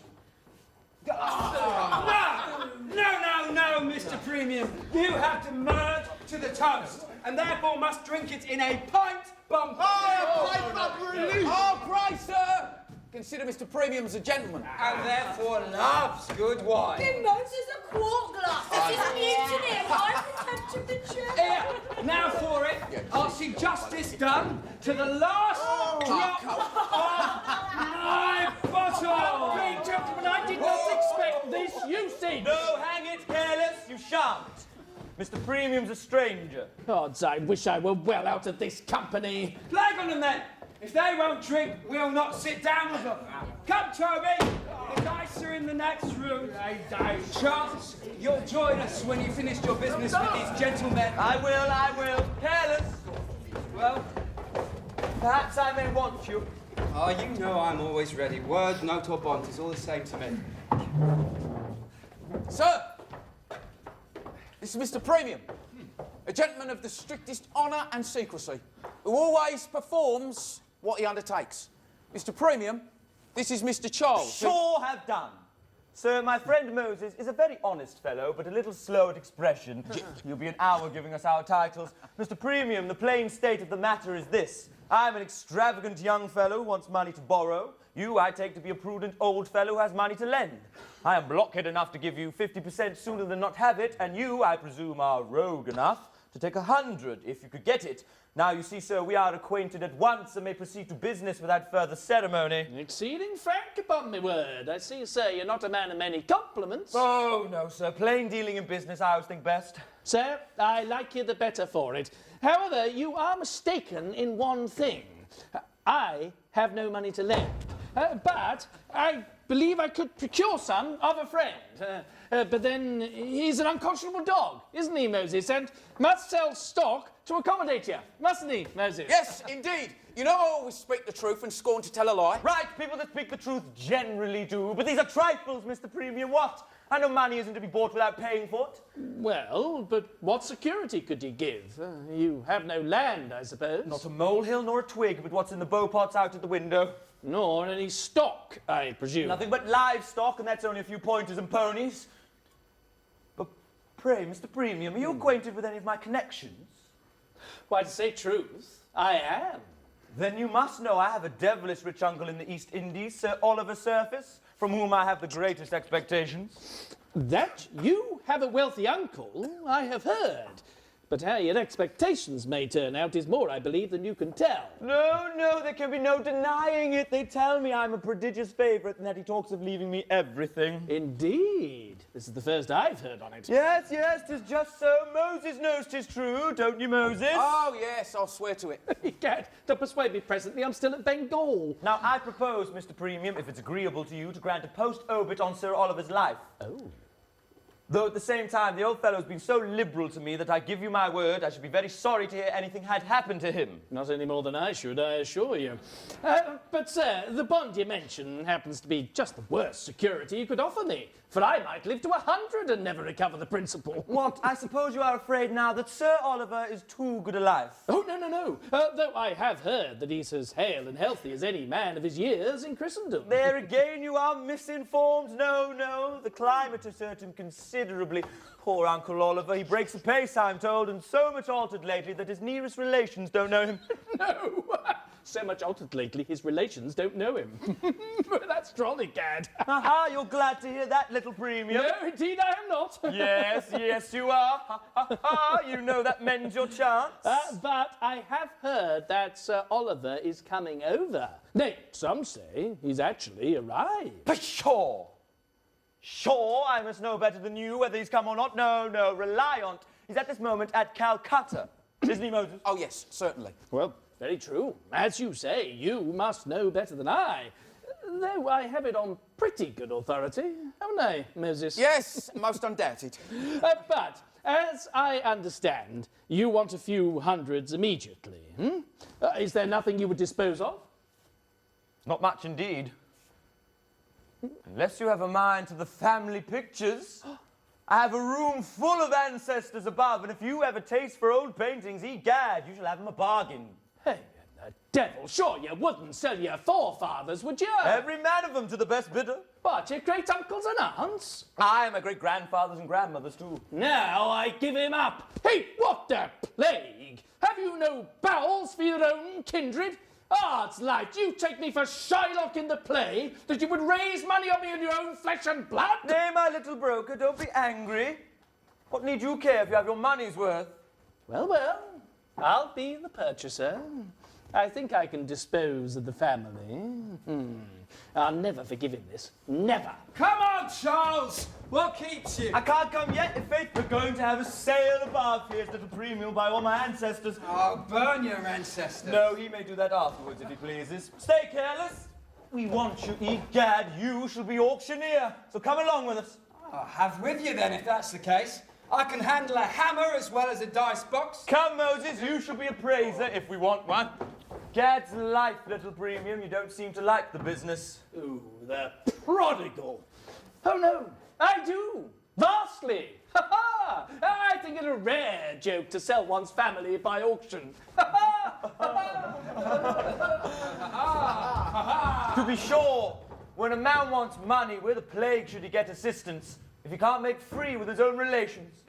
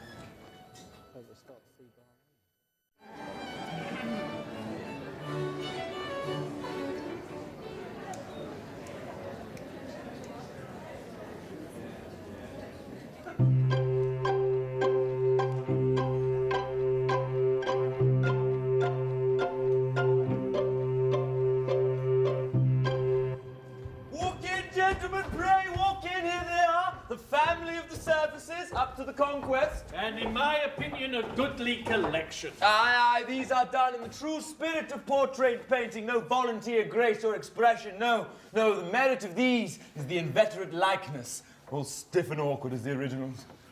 We shall never see such figures of men again. No, I hope not. You see, Master Premium, what a domestic character I am. Here I sit of an evening, surrounded by my family. But come, Mr. Auctioneer, get to your pulpits. But, Charles, I have ne'er a hammer. And what's an auctioneer without his hammer, eh? Gad, that's true. What parchments have we here? Richard, heir to Thomas. Our genealogy in full, here, careless. You shall have no common bit of mahogany. It's the family tree for you, you rogue. This shall be your hammer, and now may you knock down my ancestors with their own pedigree. What an unnatural rogue. Yes, this is a list of your generation indeed. Faith, Charles, this is the most convenient thing you could have found for the business, for 'twill serve not only as a hammer, but a catalogue into the bargain. But come, begin. I'm going. Bravo, careless. Well, here is my great-uncle, Sir Richard Ravelin. Marvellous good general in his day, I assure you. He served in all the Duke of Marlborough's wars and got that cut over his eye at the Battle of Malplaquet. What say you, little Premium? Look at him. There's a hero for you. What do you bid? Mr. Premium would have you speak. Why, then he shall have him for £10, and I'm sure that's not dear for a staff officer. Heavens deliver me. His famous Uncle Richard for £10. Very well, sir. I'll take him at that. Careless, knock down my Uncle Richard. Here now is a maiden sister of his, my great-aunt Deborah. Done by Nella, thought to be in his best manner, and a very formidable likeness. There she is, you see, a shepherdess feeding her flock. You shall have her for £5.10. The sheep are worth the money. Ah, poor Deborah. A woman who set such a value on herself. £5.10? She's mine. Careless, knock down my Aunt Deborah. Here now are two that were sort of cousins of theirs. And take that couple for the same. 'Tis good bargain. Careless. Here now is a grandfather of my mother's, a learned judge. Well known on the Western Circuit. What do you rate him at, Moses? 4 guineas. 4 guineas? Gad's life, man. You don't bid me the price of his wig. Mr. Premium, you have more respect for the woolsack. Do let us knock his lordship down at 15. By all means. Gone. Here now, 2 brothers of his, William and Walter. Blunt Esquires, both members of Parliament and noted speakers. And what's very extraordinary, I believe this is the first time they were ever bought and sold. That's very extraordinary indeed. I'll take him at your own price for the honour of Parliament. Well said, little premium. I'll knock him down at 40. That's a jolly fellow. I don't know what relation, but he was Mayor of Manchester. Take him at £8? No. 6 will do for the mayor. Come, make it guineas, and I'll throw you 2 aldermen into the bargain. There, they're mine. Careless, knock down the mayor and the alderman. But plague on't, we shall be all day retailing in this manner. Do let us deal wholesale. What say you, little premium? Give me £300 for the rest of the family in the lump. Aye, that will be the best way. Well, anything to accommodate you. They're mine. Ooh, but there's one portrait that you've always passed over. What, that ill-looking little fellow? Yes, sir, I mean that. Though I don't think him so ill-looking little fellow by any means. Well, that? Oh, that's my Uncle Oliver. 'Twas done before he went to India. Your Uncle Oliver? Gad! Then you'll never be friends, Charles. For that now to me is as sterner-looking rogue as ever I saw. An unforgiving eye and a damned disinheriting countenance. An inveterate knave, depend upon it. Don't you think so, little premium? Upon my soul, sir, I do not. I think it's as honest a looking face as any in the room, dead or alive. But I suppose your Uncle Oliver goes with the rest of the lumber? No. Hang it, I'll not part with poor Noll. The old fellow's been very good to me, and egad, I'll keep his picture, we'll have a room to put it in. The rogue's my nephew after all. But, sir, I've somehow taken a liking to that picture. I'm sorry for it, for you certainly will not have it. Oons, have you not got enough of them? Oh, I forgive him everything. But, sir, when I take a whim into me head, I don't value money. I'll give you as much for that as for all the rest.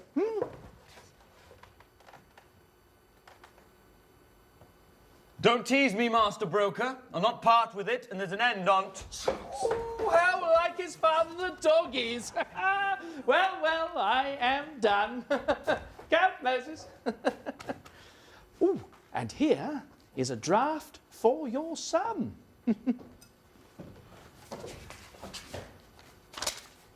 Right, it's for £800. Oh, you'll not let Sir Oliver go? Zooms, no! I tell you once more. Well, then, never mind the difference. We'll balance another time. Oh, give me a hand on the bargain. You're an honest fella, Charles. I beg pardon for being so free. Come along. Egad, this is a whimsical old fellow. But, ho, Premium, you'll prepare lodgings for these gentlemen. Oh, yes, I'll send for him in a day or two. But harkye, do now send a genteel conveyance, for I assure you most of them were used to riding in their own carriages. I will. For all but Oliver. Aye, all but the little honest nabob. Then good day to you, sir. Come, Moses. Let me hear now who dares call him profligate.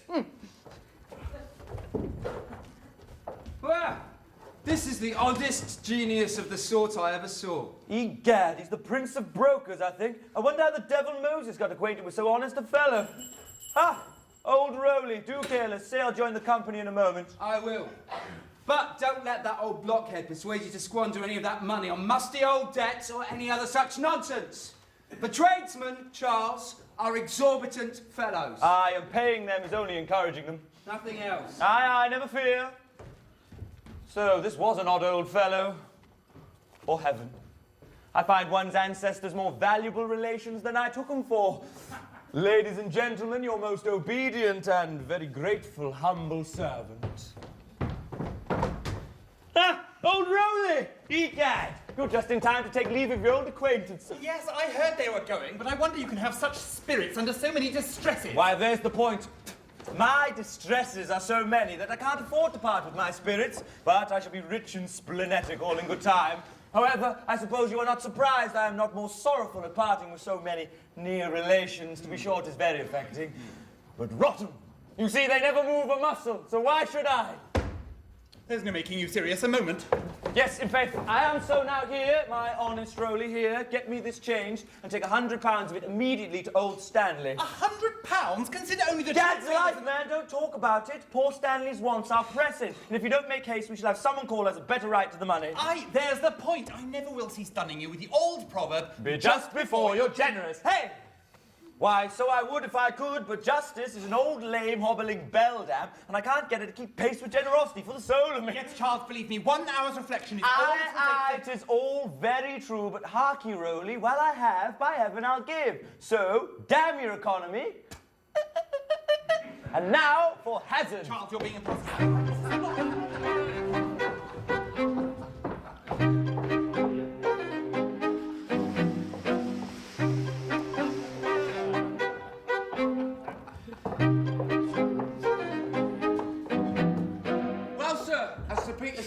You have seen Mr. Charles in high glory. 'Tis pity he's so extravagant. True. But he wouldn't sell me picture. And loves wine and women so much. But he wouldn't sell me picture. And game so deep. But he wouldn't sell me picture. Oh, here's Rowley. So, Sir Oliver, I find you have made a purchase. Yes, our young rake parted with his ancestors like old tapestry. And here has he commissioned me to redeliver you part of the purchase money. I mean, though, in your character of old Stanley. Ah, there's the pity of all. He's so damn extravagant. And I have left a hosier and 2 tailors in the hall who I'm sure won't be paid, and this 100 will satisfy him. Well, I'll pay his debts. And his benevolences too.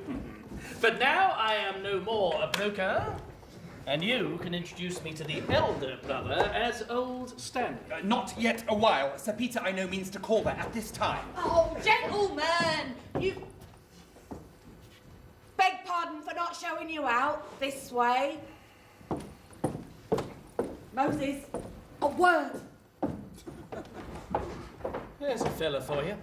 Would you believe it? That puppy intercepted Moses at our coming and wanted to borrow money of him. Indeed? Yes, they're now planning an annuity business.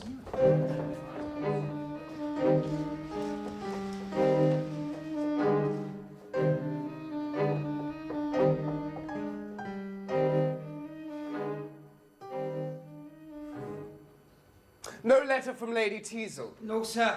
I'm surprised she hasn't sent if she is prevented from coming. Sir Peter certainly does not suspect me. Yet I wish I may not lose the heiress through the scrape I have drawn myself into with the wife.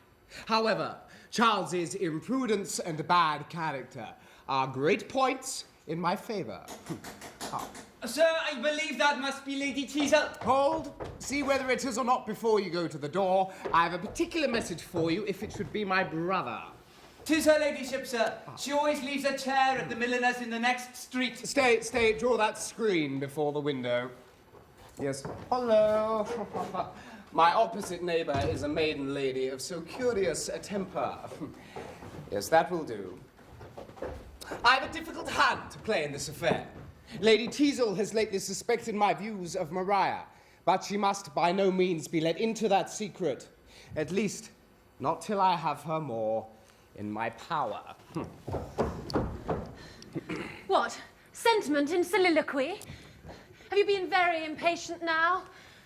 Oh, lud, don't pretend to look grave. I vow I couldn't come before. Oh, madam, punctuality is a species of constancy, a very unfashionable quality in a lady. Upon my word, you ought to pity me. Do you know Sir Peter is grown so ill-tempered to me of late and so jealous of Charles, too? That's the best of the story, isn't it? Oh, I'm glad my scandalous friends keep that up. I'm sure I wish you would let Maria marry him and then perhaps he'd be convinced. Don't you, Mr. Surface? Indeed, I do not. Oh, certainly I do. For then my dear Lady Teazle would also be convinced how wrong her suspicions were of my having any design on the silly girl. Well, I'm inclined to believe you, but isn't it provoking to have the most ill-natured things said to one? And there's my friend Lady Sneerwell has circulated I don't know how many scandalous tales of me, and all without foundation too. That's what vexes me. Without foundation, yes. There's the mortification indeed. For when a slanderous story is believed against one, there certainly is no comfort like the consciousness of having deserved it. Nay, then I forgive their malice. But to attack me, who am really so innocent, and who never say an ill-natured thing of anyone, that is, of any friend. And then Sir Peter, to have him so peevish and so suspicious, and when I know the integrity of my own heart, indeed 'tis monstrous. But, my dear Lady Teazle, 'tis your own fault if you suffer it. When a husband entertains a groundless suspicion of his wife and withdraws his confidence from her, the original compact is broke, and she owes it to the honour of her sex to endeavour to outwit him. Indeed. So if he suspect me without cause, it follows that the best way of curing his jealousy is to give him a reason for it. Oh, undoubtedly. For your husband should never be deceived in you. And in that case, it becomes you to be frail in compliment to his discernment. Oh, well, what you say is very reasonable, and when the consciousness of my own innocence... Ah, my dear madam, there is the great mistake. It is this very conscious innocence that is of the greatest prejudice to you. Now, what is it makes you negligent of forms and careless of the world's opinion? Why? The consciousness of your innocence. What makes you thoughtless in your conduct and apt to run into 1,000 little imprudences? Why? The consciousness of your innocence. What makes you impatient of Sir Peter's temper and outrageous at his suspicions? Why?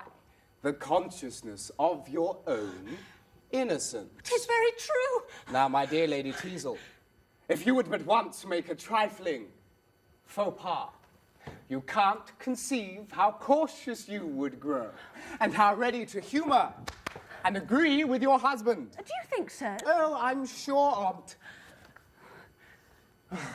And then you would find all scandal would cease at once. For in short, your character at present is like a person in a plethora, absolutely dying of too much health. So, I perceive your prescription for me is that I should sin in my own defence and part with my virtue to preserve my reputation. Exactly so. Upon my credit, ma'am. Well, 'tis the oddest doctrine and the newest receipt for avoiding calumny. Oh, an infallible one, believe me. Prudence, like experience, must be paid for. Why, if my understanding were once convinced? Oh, yes, of course your understanding should be convinced. Oh, yes, heaven forbid I should persuade you to do anything you thought wrong. No. I have too much honour to desire it. Don't you think we should leave honour out of the argument? Then by this hand, which he is unworthy of... Death, you blockhead! What do you want? I beg pardon, sir, but I thought you wouldn't choose Sir Peter to come up without announcing him. Oh, Sir Peter! Wounds of the devil! Sir Peter! Oh, Lord! I'm ruined! I'm ruined! 'Twasn't I let him in! I am undone! What's to become of me now, Mr. Logic? Oh, mercy! He's on the stairs! Oh, I'll get behind here, and if I am ever so imprudent again...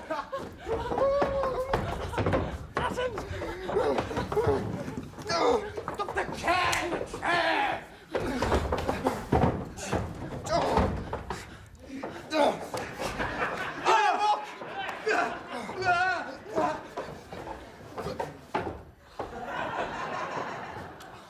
I ever improving himself.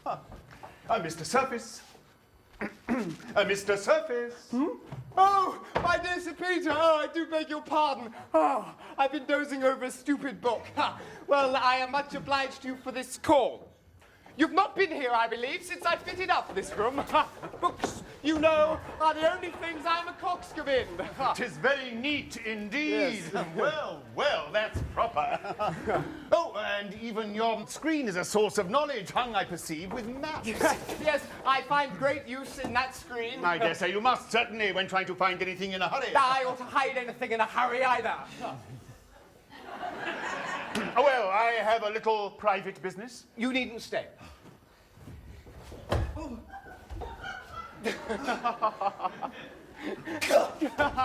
No, sir! Well, here's a chair, Sir Peter. I beg you'll... Now that we are alone, my dear friend, there is a subject I wish to unburden my mind to you, a point of the greatest moment to my peace. In short, my dear friend, Lady Teazle's conduct of late has made me extremely unhappy. Indeed? I'm very sorry to hear it. Yes, 'tis but plain she has no regard for me at all. But what is even worse, I have pretty good authority to suspect that she must have formed an attachment to another. You astonish me. Yes, and between ourselves, I think I have discovered the person. Oh, how? You alarm me exceedingly. Oh, my dear fellow, I knew you would sympathize with me. But have you no guess who I mean? I haven't the most distant idea. It can't be Sir Benjamin Backbite. Oh, no. What say you to Charles? Oh, my brother. Oh, no, impossible. Oh, my dear friend, the goodness of your heart misleads you. You judge of others by yourself. Oh, certainly, Sir Peter, the heart that is conscious of its own integrity is ever slow to credit another's treachery. True, but your brother has no sentiment. You never hear him talk like this. Yet I can't but think that Lady Teazle herself has too much principle. But what is her principle against the flattery of a handsome, lively, young fellow? Oh, well, that's very true. And then again, you know, the difference of our ages makes it very unlikely that she should have any great affection for me. And if she were to be frail, and if I were to make it public, why, the town would only laugh at me. A foolish old bachelor who married a girl. Aye, yes, that's true, to be sure. They would laugh. Aye, laugh and make ballads and paragraphs and the devil knows what of me. No, you must never make it public. But then again, that the nephew of my dear friend Sir Oliver should be the person to attempt such a wrong hurts me more nearly. Aye, there's the point. When ingratitude barbs the dart of injury, the wound has double danger in it. Aye, that was in a manner left his guardian, in whose house he was so often entertained, who's in my life never denied him my advice. Oh, 'tis not to be credited. There may be a man capable of such baseness, to be sure. But, for my part, until you can give me positive proofs, I cannot but doubt it. However, if this should be proved on him, he is no longer a brother of mine. I disclaim kindred with him, for the man who breaks through the laws of hospitality and attempts the wife of his friend deserves to be branded as the pest of society. Oh, what a difference there is between you, such noble sentiments. Yet I cannot suspect Lady Teazle's honour. Well, I am sure I wish to think well of her and to remove all ground of quarrel between us. She has lately, more than once, reproached me for not giving her an independent settlement. And in our last quarrel, she almost hinted that she should not break her heart if I was dead. However, as we seem to differ in our ideas of expense, I have resolved that she shall be her own mistress in that respect in the future, and she shall find that I have not been inattentive to her interests while living. Now, here are the drafts of 2 deeds which I wish to have your opinion on. By the first, she shall enjoy 800 a year while I live, and by the other, the bulk of my fortune after my death. Yeah, this conduct is indeed truly generous, Sir Peter. I wish it may not corrupt my pupil. Yes, I am determined she shall have no cause for complaint, though I would ask that she should not be acquainted with the latter instance of my affection yet a while. Nor I, if I could help it. And now, my dear friend, if you please, we shall talk on the subject of your hopes with Maria. No, Sir Peter, another time, if you please. Yes, I'm sensibly chagrined at the little progress in the way you make in her affections. I beg you will not mention it. What are my disappointments when your happiness is in debate? Steph, I should be ruined every way. And though you are so averse to my acquainting Lady Teazle with your passion, I'm sure she is not your enemy in the affair. I beg, pray, Sir Peter, now oblige me. I am really too much affected by the subject we have been speaking on to bestow thought on my own concerns. The man who is entrusted with his friend's distresses can never, well, sir. Your brother, sir, is speaking with a gentleman in the street and says he knows you are within. Beth, blockhead, I am not within. I am out for the day. Stop! Hold! You shall be at home. Well, let him up. He'll interrupt. No, my dear friend, you will oblige me, I entreat you. Now, before Charles comes, let me conceal myself somewhere here. Then do you tax him on the subject we have just been speaking on, and his answers may satisfy me at once. Oh, fie, Sir Peter! Would you have me join in so mean a trick to trepan my brother? But you say you are sure he is innocent, and if so, you give him the greatest opportunity of clearing himself, and you will put my heart at rest. No, you shall oblige me, I entreat you now. Behind this screen will be... Upon my word, I believe there is another listener here already. I swear I saw a petticoat. Well, this is ridiculous enough. I'll tell you, Sir Peter, though I hold a man of intrigue to be a most despicable character, yet, you know, it doesn't follow that one is to be an absolute Joseph either. Harky, 'tis a little French milliner. A silly rogue that plagues me. Oh, and having some character on your coming, she ran behind the screen. Oh, you rogue! But heavens, she will have heard everything we were talking on of my wife. Oh, 'twill never go any further. No, you may depend on it. No? Faith, then she'll hear it out. Here's a closet. Will do as well. Well, go in then. Sly rogue. Sly rogue. A very narrow escape indeed. And a curious situation I'm in to part man and wife in this manner. Couldn't I steal off? Oh, keep close, my angel. Joseph, tax him home. Back, my dear friend. Couldn't you lock him in? Oh, be still, my life. You're sure the little milliner won't blast? In, my good Sir Peter, for gad, I wish I had a key to the door. Hello, brother! What has been the matter? Your fellow wouldn't let me up at first. What? Have you had a Jew or a wench with you? No, neither, brother. No, I assure you. But what has made Sir Peter steal off? I thought he had been with you. He was, brother, but hearing you were coming, he did not choose to stay. What? Was the old gentleman afraid I wanted to borrow money of him? No, sir. But I am very sorry to find, Charles, that you have lately given that worthy man grounds for great uneasiness. Yes, they tell me I do that to great many worthy men. But how so, pray? To be plain with you, brother, he thinks you are endeavouring to gain Lady Teazle's affections from him. Who, I? Oh, lad, not I, upon my word. Ha, ha, ha. So the old fellow has found out he's got a young wife, has he? Or has her ladyship discovered she has an old husband? This is no subject to jest on, brother. He who can laugh... True, brother, as you were going to say. Then seriously, I never had the least idea of what you charged me with, upon my honour. Well, it will give Sir Peter great satisfaction to hear this.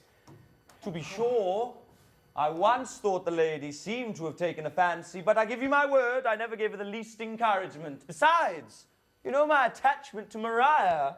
But sure, brother, even if Lady Teazle had betrayed the fondest partiality... Why, look ye, Joseph, I hope I shall never deliberately do a dishonourable action, but if a pretty woman were to purposely throw herself in my way, and that pretty woman married to a man old enough to be her father... Well? Why, then I should be obliged to borrow a little of your morality, that's all. Oh. But, brother, do you know you surprised me exceedingly by naming me with Lady Teazle, for faith, I always understood you were her favourite. Stop!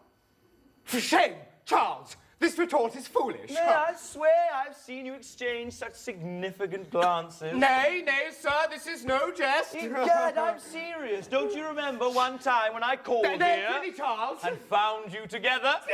Soon, sir, I insist. And another time when your servant... Oh, God, I must stop him. Inform me, I say, that... Gosh! I beg your pardon, but Sir Peter has overheard all we have been saying. I knew you would clear yourself, or I should not have consented. How's Sir Peter? Where is he? Softly. There. Oh, for heaven, I'll have him out. Sir Peter, come forth. No, Sir Peter, come into court. What? My old guardian?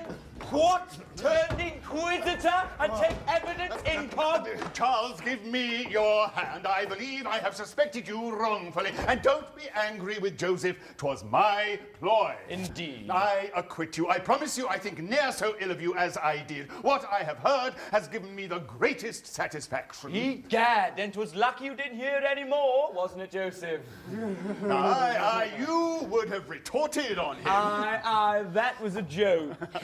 Well, I know his character too well. But you might as well have suspected him as me in this matter for all that, mightn't he, Joseph? Well, I believe you. Would they were both well out of the room! And in future, perhaps, we shall not be such strangers. Lady Sneerwell, stop her by all means! Gentlemen, I beg pardon, I must wait on you downstairs. Here is a person come on particular business. Well, you can see him in another room. Sir Peter and I haven't met in a long time, and I've something to say to him. Oh, no, they must not be left together. I'll contrive to send Lady Sneerwell away and return directly. Sir Peter! Not a word of the French milliner. Oh, not for the world. Oh, Charles, if only you had associated more with your brother, there might indeed be some hope for your reformation. He is a man of sentiment, and there is nothing so noble in the whole world as a man of sentiment. Pshaw! He is too moral by half, and so apprehensive of his good name, as he calls it, that I suppose he would as soon let a priest into his house as a girl. No, come, you do him wrong. Joseph is no rake, but he is no saint in that respect either. Harkee, would you like to have a good laugh at Joseph? I should like it of all things. Then we will. He had a girl in here when I called. What? Joseph, you jest. A little French milliner. And the best of the jest is, she's still in the room now. The devil she is. I tell you. Behind the screen, Slife, let's unveil her. No. He'll be coming back. Egad, we'll have a peep at the little milliner. No. Lady Teazle. By all that's wonderful. Lady Teazle, by all that's horrible. Sir Peter, this is one of the smartest French milliners I ever saw. Egad, you seem to have all been diverting yourselves here at hide and seek. And I don't see who's out of the secret. Shall I beg your ladyship to inform me? Not a word. Brother, will you please to explain this matter? What? Morality dumb too? Sir Peter, though I found you in the dark, perhaps you're not so now. All mute. Well, though I can make nothing of the affair, I suppose you perfectly understand one another, so I'll leave you to yourselves. Brother, I'm sorry you have given that worthy man grounds for so much uneasiness. Sir Peter, there's nothing in the world so noble as a man of sentiment.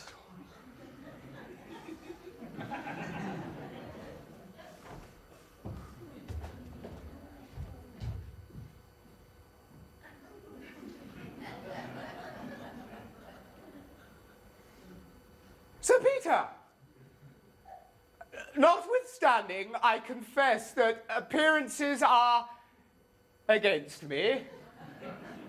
If you will afford me your patience, I make no doubt but I shall explain everything to your satisfaction.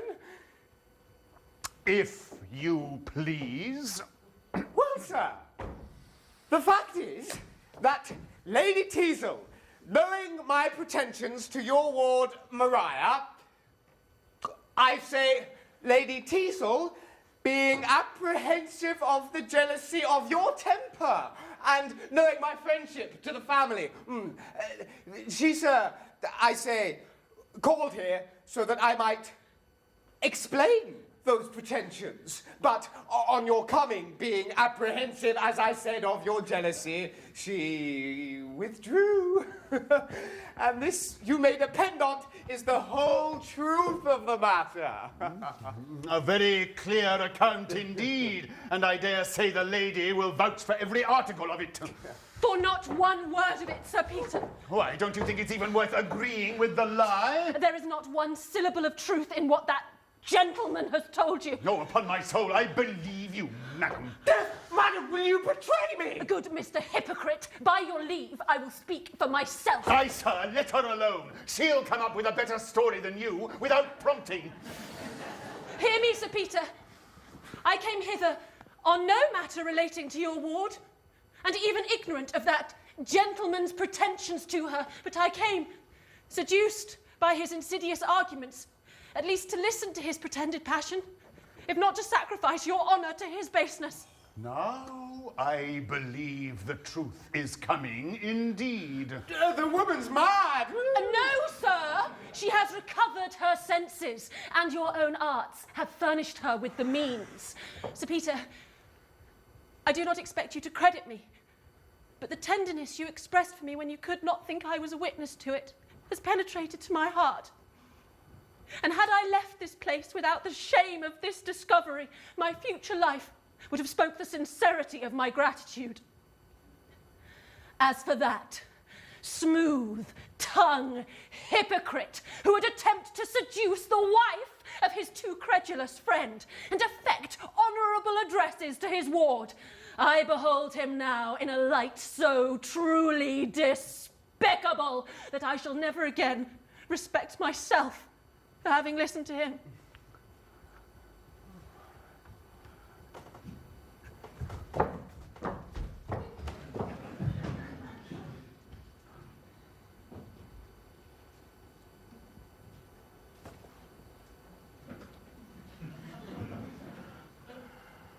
Sir Peter, notwithstanding all this, heaven knows... You are a villain! Oh. And so, I leave you to your conscience. No, Sir Peter, no, you are too rash. You shall hear me. For the man who shuts out conviction by refusing to...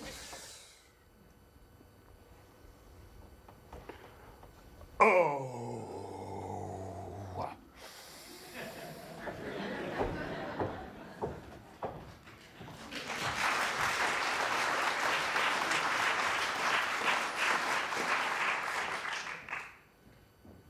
Oh, God.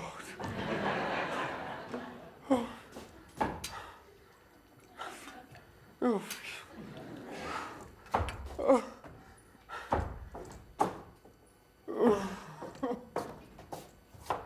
Oh.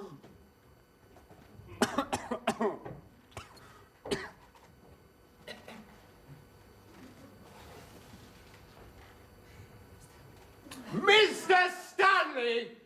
And why should you think I would see him? You must know he comes to ask something. I should not have let him up, sir, but that Mr. Rowley came to the door with him. Oh, pshaw, blockhead! To suppose that I should now be in a temper to receive visits from poor relations. Well, why do you show the fellow up? I will, sir. Why, sir? It was not my fault that Sir Peter discovered my lady. Oh, you go, fool! Oh! Sure, fortune never played a man of my policy such a trick before. My character with Sir Peter, my hopes with Maria, destroyed in a moment. Well, I'm in a rare humour to listen to other people's distresses. Oh. I shan't be able to bestow a benevolent sentiment on old Stanley. Oh, So here he comes, and with Rowley with him.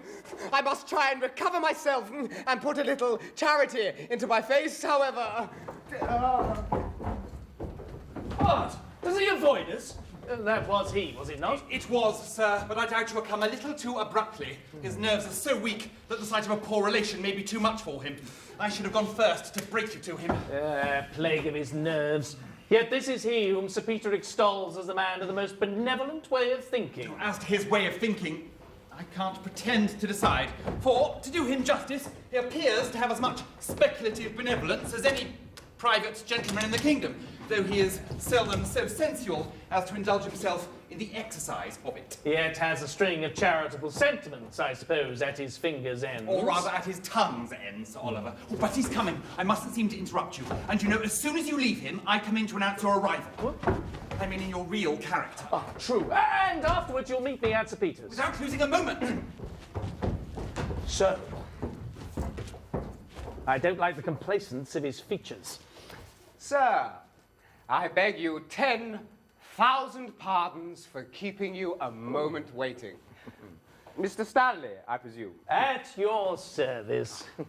I beg you will do me the honour to sit down, Mr. Stanley. I entreat you, sir. Oh, dear sir, there's no occasion. Too civil by half.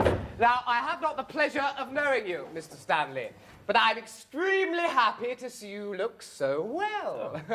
You were nearly related to my mother, I think, Mr. Stanley. I was, sir, so nearly that my present poverty, I fear, may do discredit to her wealthy children. Else I should not have presumed to trouble you. Dear sir, there needs no apology. He that is in distress, though a stranger, has a right to claim kindred with the wealthy. Oh, I'm sure I wish I were one of that class, and had it in my power to offer you even a small relief. If your Uncle Sir Oliver were here, I should have a friend. I wish he were, sir, with all my heart. You should not want an advocate with him, sir, believe me. Oh, I should not need one. My distresses would recommend me. But I imagined that his bounty had enabled you to become the agent of his charity. Oh, dear sir, no, you were strangely misinformed. Sir Oliver is a worthy man, a very worthy sort of man. Oh. But avarice, Mr. Stanley, is the vice of age. I will tell you, my good sir, in confidence, what he has done for me has been a mere nothing. Though people I know have thought otherwise, and for my part, I never chose to contradict the report. What? He has never transmitted you bullion, rupees, pagodas? Oh, dear sir, no, nothing of the kind. A few presents now and then, china, shawls, Congo tea, little more, believe me. Here's gratitude for £12,000. And then, my dear sir, you have heard, I doubt not, of the extravagance of my brother. Then if you would credit what I have done for that unfortunate young man. Not I, for one. Oh, the sums I have lent him. Indeed, I have been exceedingly to blame. It was an amiable weakness, however, I don't pretend to defend it. And now I feel it doubly culpable, since it has deprived me, Mr. Stanley, of the power of serving you, as my heart directs. Dissembler! Then, sir, you cannot assist me. At present, it grieves me to say I cannot. But whenever I have ability, you may depend upon hearing from me. I am extremely sorry. Oh, not more than I am, believe me, sir. No, to pity, without the power to relieve, is still more painful than to ask and be denied. Oh, dear sir, your most obedient and humble servant. Oh, you have left me deeply affected, Mr. Stanley. William, be ready to open the door. Oh, dear sir, no ceremony. Oh, sir, you're very obedient. Oh, sir, you're most obsequious. You may depend upon hearing from me whenever I can be of service. Oh, sweet sir, you are too good. In the meantime, I wish you health and spirits.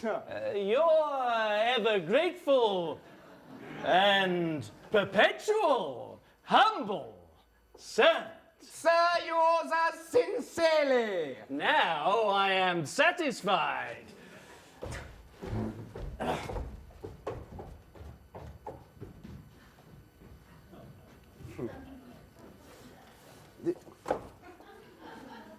This is one bad effect of a good character.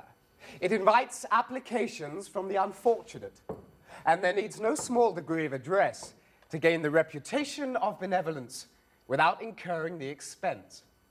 The silver ore of pure charity is an expensive article in the catalogue of a man's good qualities, whereas the sentimental French plate I use instead of it makes just as good a show and pays no tax. Mr. Surface, your servant.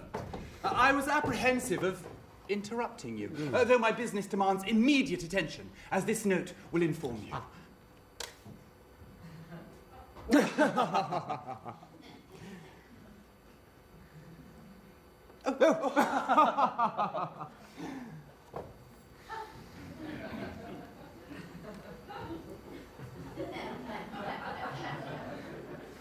Always happy to see Mr. Rowley!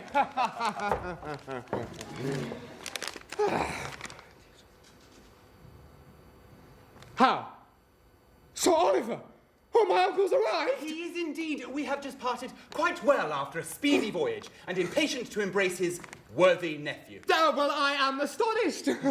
Oh, William! Stop Mr. Stanley if he's not already gone! Oh, he's out of reach, I believe. Why didn't you let me know this when you came in together? I thought you had particular business, but I must be gone to inform your brother and appoint him here to meet his uncle. He will be with you in a quarter of an hour. So he says. Well, I am strangely overjoyed at his coming. Never to be sure was anything so damned unlucky. You will be delighted to see how well he looks. Oh, I am rejoiced to hear it just at this time. Oh, tell him how impatiently you expect him. Oh, do! Pray, give my best duty and affection. Indeed, I cannot express the sensations I feel at the thought of seeing him.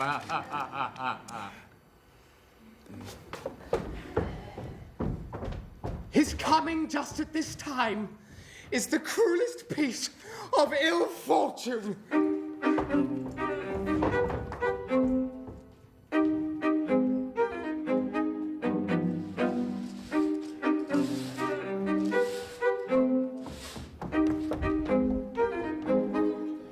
Indeed, Ma'am, my Lady Teasel will see nobody at present. Did you tell her it was her friend, Mrs. Canter? Yes, Ma'am, but she begs you would excuse her. Oh, do go again. I shall be glad to see her if it be only for a moment, for I'm sure she must be in great distress. Dear heart, how provoking. I'm not mistress of half the circumstances. We shall have the whole affair in the newspapers with the names of the parties at length before I have dropped the story at a dozen houses. Dear Sir Benjamin, you have heard, I suppose? Of Lady Teasel and Mr. Surface. And Sir Peter's discovery? Oh, the strangest piece of business, to be sure. Well, I never was so surprised in all my life. I'm so sorry for all parties, indeed I am. Now, I don't pity Sir Peter at all. He was so extravagantly partial to Mr. Surface. Mr. Surface? Why, 'twas with Charles Lady Teasel was detected. No such thing. Mr. Surface is the gallant. No. Charles is the man. 'Twas Mr. Surface brought Sir Peter on purpose to discover them. I tell you, I have it from one. And I have it from one. Who had it from one? Who had it From one immediately. Oh, but here comes Lady Snailwell. Perhaps she knows the whole affair. So, my dear Mrs. Canter, here's a sad affair of our friend Lady Teasel. Aye, who could have thought it, my dear friend? Well, there's no trusting appearances. Though, indeed, she was always too lively for me. Oh, to be sure, her manners were a little too free, but she was very young. And had, indeed, some good qualities. So she had, indeed. But have you heard the particulars? No, but everybody says that Mr. Surface... There I told you. Mr. Surface was the man. No. The assignation was with Charles. With Charles? You alarm me, Mrs. Canter. Yes, he was the lover. Mr. Surface, do him justice, was only the informer. Well, I'll not dispute with you, Mrs. Canter. But be it which it may, I hope that Sir Peter's wound will not... Sir Peter's wound? Oh, mercy on me. I didn't hear a word of their fighting. Nor I a syllable. No. What? No mention of the duel? Not a word. Oh, Lord, yes. They fought before they left the room. Pray let us hear. I do oblige us with the duel. Sir, says Sir Peter, immediately after the discovery, you are a most ungrateful fellow. I to Charles. No, to Mr. Surface. A most ungrateful fellow, and old as I am, sir, says he. I insist on immediate satisfaction. Aye, that must be to Charles, for 'tis very unlikely Mr. Surface should go to fight in his own house. That's life, ma'am, not at all. Giving me immediate satisfaction. Upon which, madam, Lady Teazle, seeing Sir Peter in such danger, ran out of the room in strong hysterics, and Charles after her, calling out for hartshorn and water. And then, madam, they began to fight with swords. With pistols, nephew. I have it from undoubted authority. Mr. Crabtree, then it is all true. Oh, too true indeed, ma'am. And Sir Peter's dangerously wounded. By a thrust in second quite through his left side. By a bullet lodged in the thorax. Mercy on me, poor Sir Peter. Oh, yes, indeed, ma'am. Though Charles would have avoided the matter if he could. I knew Charles was the person. My uncle, I see, knows nothing of the matter. But Sir Peter taxed him with the basest ingratitude. That I told you, you know. Do, nephew, let me speak. And insisted on an immediate recompense. Just as I said. Arch life, nephew, allow others to know something too!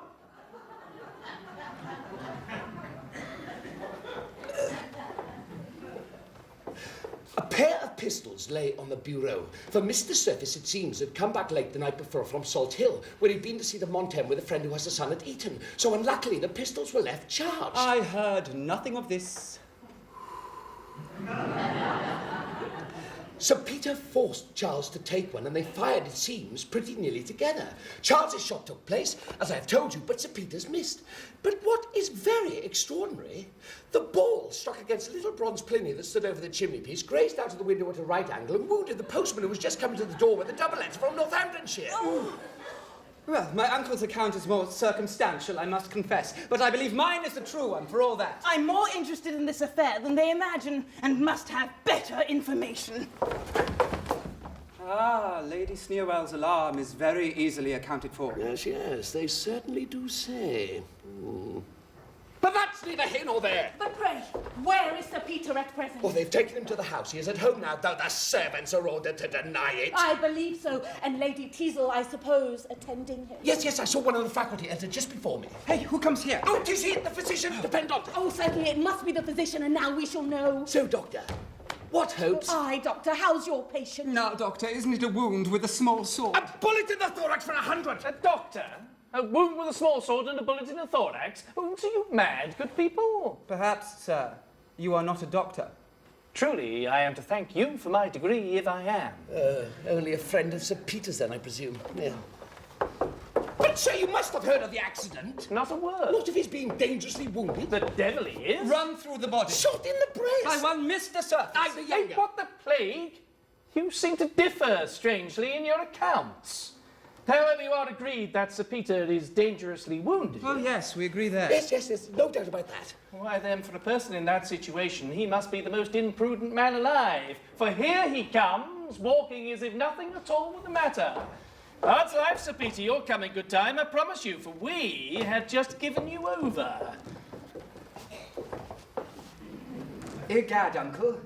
This is the most sudden recovery. Why, man, what do you do out of bed with a small sword through your body and a bullet in your thorax? A small sword and a bullet? Aye, these gentlemen would have killed you without law or physic, and wanted to dub me a doctor to make me an accomplice. What is all this? We rejoice, Sir Peter, that the story of the duel is not true, and are sincerely sorry for your other misfortunes. So, all round the town already. No, Sir Peter, you were certainly vastly to blame to marry at all.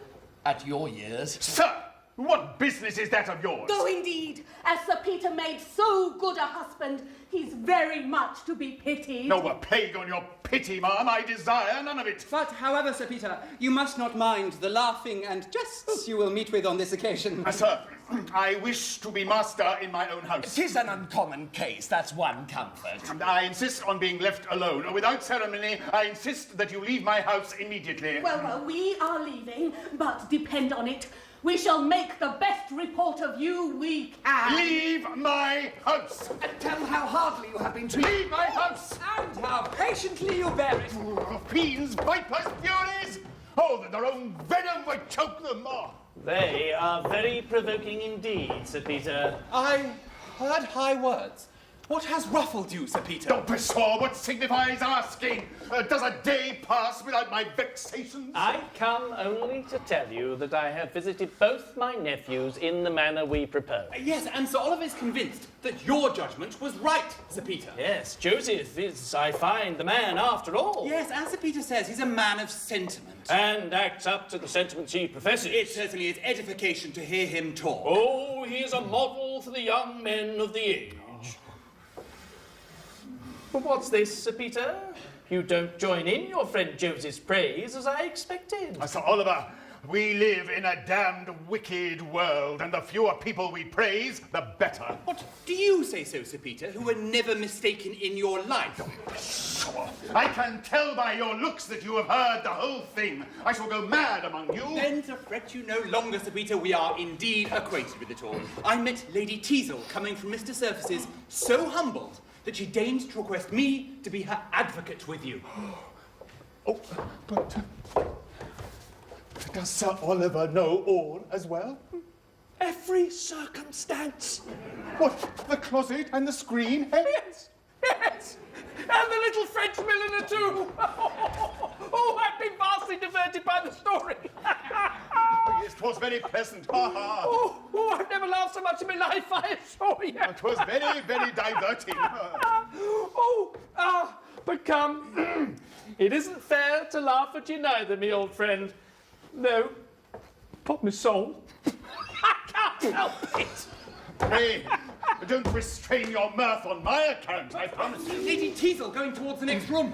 I'm sure you must desire a reconciliation as earnestly as she does. Perhaps my being here prevents her coming to you. I'll leave honest Rowley to mediate between you. Oh, but he must bring you all presently to Mr. Surface's, where I'm now returning, if not to reclaim a libertine, at least to expose hypocrisy. I'll be pleased to see you discover yourself there with all my heart, though 'tis a vile, ugly place for discoveries. Yes, we'll follow.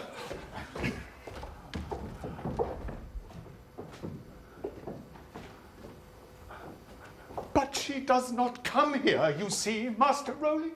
No, but she has left the door to that room open, you perceive. Oh. See, she is in tears.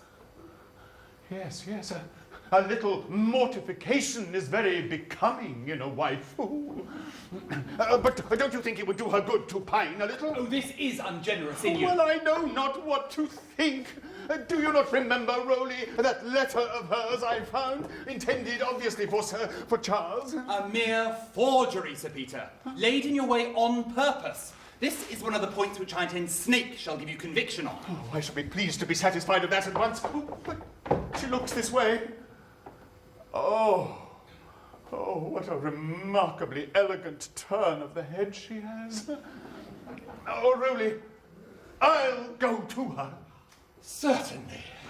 Oh, but when people realize we have been reconciled, they will laugh at me 10 times more. Let them laugh. And retort their malice only by showing them you are happy, in spite of it. Oh, if faith, so I will. And I believe we shall be the happiest couple in the country. Nay, Sir Peter, he who once lays aside suspicion may reap the rewards. My dear Rowley, if you have the least regard for me, never utter anything like a sentiment. I have had enough of those to serve me the rest of my life.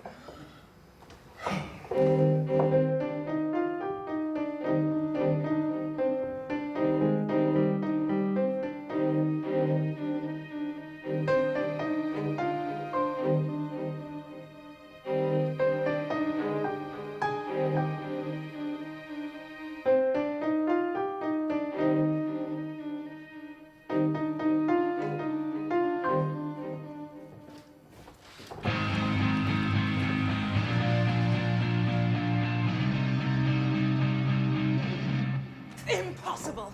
Will not Sir Peter immediately be reconciled with Charles, and of consequence no longer oppose his union with Maria? Oh, the thought is distraction to me. A compassion furnish a remedy? No, nor cunning either. Oh, I was a fool, an idiot, to league with such a blunderer. Oh, sure, Lady Snailwell, I am the greatest sufferer. Yet you see, I bear the accident with calmness. Because the disappointment doesn't reach your heart. Your interest only attached you to Maria. Had you felt for her what I have for that ungrateful libertine, neither your temper nor hypocrisy could prevent your showing the sharpness of your vexation. But why should your reproaches fall on me for this disappointment? Are not you the cause of it? What had you to do to bait in your pursuit of Maria to pervert Lady Teazle, by the way? Had you not sufficient field for your roguery in blinding Sir Peter and supplanting your brother?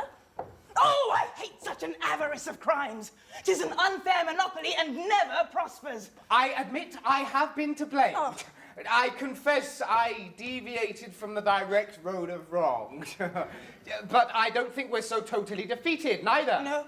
You tell me you have made a trial of Snake since we last met, and that you still believe him faithful to us. I do believe so. And that he has undertaken, should it be necessary, to swear and prove that Charles is at this time contracted by vows and honour to your ladyship, which some of his former letters to you will serve to support. This indeed might have assisted. Oh, come, it is not too late yet. But hark, this is probably my Uncle Sir Oliver.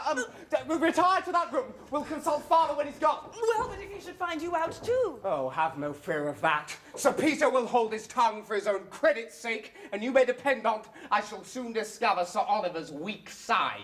I have no diffidence of your abilities. Only be constant to one roguery at a time. I will. So, 'tis confounded hard after such bad fortune to be baited by one's confederate in evil. Well, at all events, my character is so much better than Charles's that I certainly... Hey, what? This is not Sir Oliver, but old Stanley again, playing on that he should return to tease me just now. We shall have Sir Oliver come and find him here, and Gad's life, Mr. Stanley, why have you come back to plague me just at this time? You must not stay now, upon my word. Sir, I heard your Uncle Oliver was expected here, and though he has been so penurious to you, yet I'll try what he'll do for me. Sir, 'tis impossible for you to stay now. So I must beg, come any other time and you shall be assisted. No, Sir Oliver and I must be acquainted. Soon, sir, then I insist on your quitting the room directly. Nay, sir. Sir, I insist on't. Here, William, show this gentleman out. William.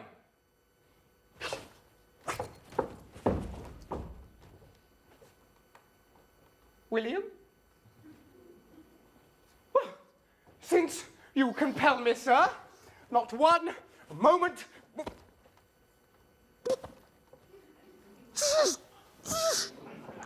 Oh, this is such insolence! Hey, Dave, what's the matter now? What the devil have you got hold of my little broker here? Zoons, brother, don't hurt little premium. What's the matter, my little fellow? Oh, so he has been with you too, has he? To be sure he has. Why, it is honest a little... But, brother, you haven't been borrowing money too, have you? Borrowing? No. But, brother, you know, here we expect Sir Oliver every... Oh, Gad's life, that's true. None mustn't find the little broker here, to be sure. Yet Mr. Stanley insists... Stanley? Why, his name's Premium. No, Stanley. No, Premium. Well, no matter which... Aye, Stanley or Premium, it's the same thing. Oh, there's Sir Uncle Oliver. Now I beg, Mr. Stanley. Aye, and I beg, Mr. Premium. Now, gentlemen. Sir, by heaven you shall go. Aye, out with them, certainly. No, this fine. 'Tis your own fault. Out with him, to be sure. My dear friend, Sir Oliver! Oh, what in the name of wonder? Well, here are dutiful nephews assault their uncle at the first visit. Indeed, Sir Oliver, 'twas well we came in to rescue you. Truly it was. For I perceive, Sir Oliver, the character of old Stanley was no protection to you. Nor of Premium either. The necessities of the former could not extort a shilling from that benevolent gentleman. And with the other, I stood a chance of faring worse than me ancestors and being knocked down without being bid for. Charles. Joseph. Is now complete. Very. Sir Peter, my friend, and Rowley too, look on that elder nephew of mine. You know how much he has already received from my bounty. And you know also how gladly I would have regarded half my fortune as held in trust for him. Judge then my disappointment in discovering him to be destitute of truth charity, and gratitude. Sir Oliver, I should express more surprise at this declaration if I had not myself found him to be selfish, treacherous, and hypocritical. And if he pleads not guilty to these, let him call me to his character. I believe we need add no more. And if he knows himself, he will consider it the perfect punishment that he is known by the world. If they talk this way to honesty, what are they going to say to me by and by? As for that prodigal, his brother there... Aye, now comes my turn. Damn family pictures will ruin me. Sir Oliver! Uncle, will you honour me with a hearing? Now, if Joseph would make one of his long speeches, I might recollect myself a little. I suppose you would undertake to justify yourself entirely. I trust I could. Pshaw! Well, sir, and you could justify yourself too, I suppose. Not that I know of, Sir Oliver. What, little premium been let too much into the secret, I presume? True, but they were family secrets and should never be mentioned again, you know. Come, Sir Oliver, I know you cannot speak of Charles's follies with anger. What's up? No more I can. Nor with gravity either.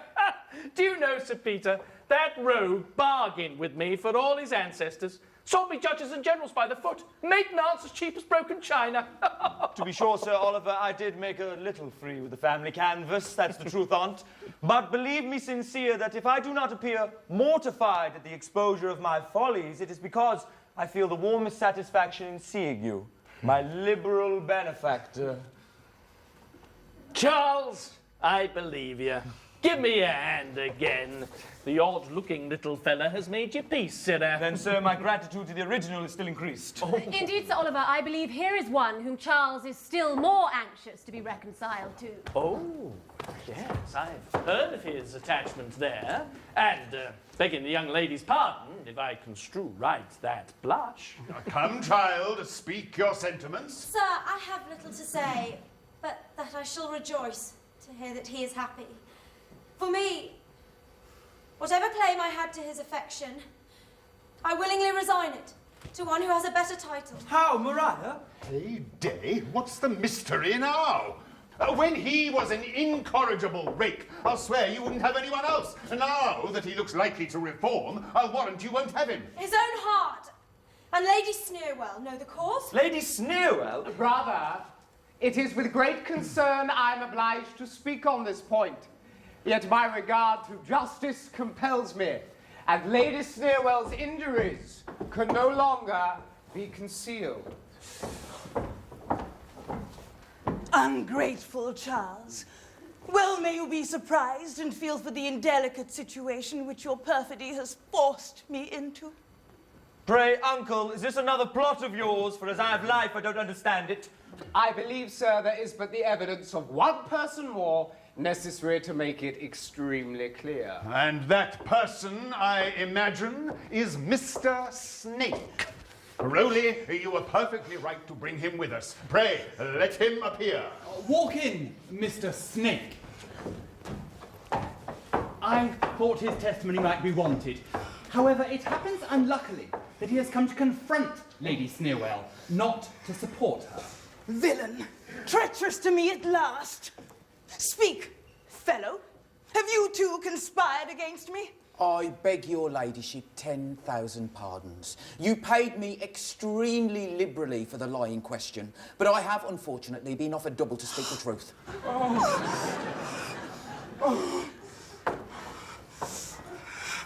The torments of shame and disappointment on you all! Hold, Lady Sneerwell. Before you go, let me thank you for the trouble you and that gentleman have taken in writing letters to me from Charles and answering them yourself. And let me also request you make my respects to that scandalous college of which you are president, and inform them that Lady Teazle, licentiate, begs leave to return the diploma they granted her, for she leaves off practice and kills characters no longer. You, too, madam. Provoking. Insolent.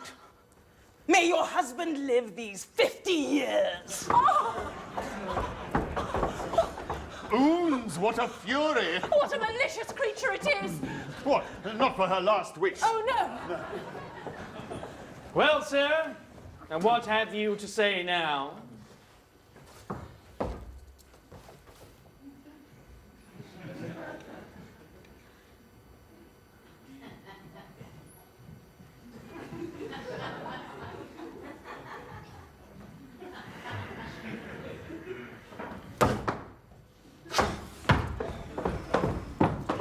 I believe we have no more occasion for Mr. Snick. Before I go, I beg pardon once for all for any uneasiness I have been the humble instrument of causing to the parties present. Well, well, you have made atonement with a good deed at last. But I must request of the company that it shall never be known.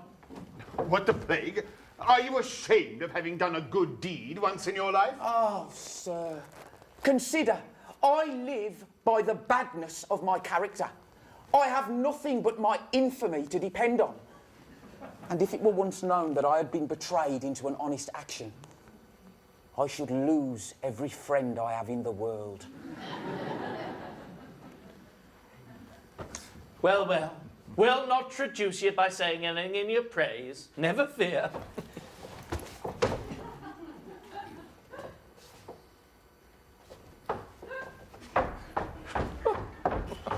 Well, there's a precious rogue, and that fellow is a writer and a critic. See, Sir Oliver, there needs no more persuasion now to reconcile your nephew and Maria. Aye, that's the way it should be. And Egad will have the wedding tomorrow morning. Thank you, dear uncle. What, you young rogue, and didn't ask the girl's consent first? Oh, I've done that a long time, above a minute ago, and she looked yes. For shame, Charles, I protest, Sir Peter, there's not been a word. Oh, then the fewer the better. And may your love for each other never know abatement. And may you live as happily together as Lady Teazle and I intend to do. My old friend Rowley, I'm sure you congratulate me, and I suspect I owe you much. You do indeed, Charles. If my efforts to serve you had not succeeded, you would have been in my debt for the attempt. But deserve to be happy, and you overpay me. Honest Rowley always said you would reform. Why, as to reforming, Sir Peter, I'll make no promises. And that I take as proof that I intend to set about it. But here shall be my monitor, my gentle guide. Ah, can I leave the virtuous path those eyes illumine? Though thou, dear maid, should wave thy beauty sway, thou still must rule, because I will obey. An humbled fugitive from folly view, no sanctuary near, but love and you. You can indeed each anxious fear remove, for even scandal dies, if you approve.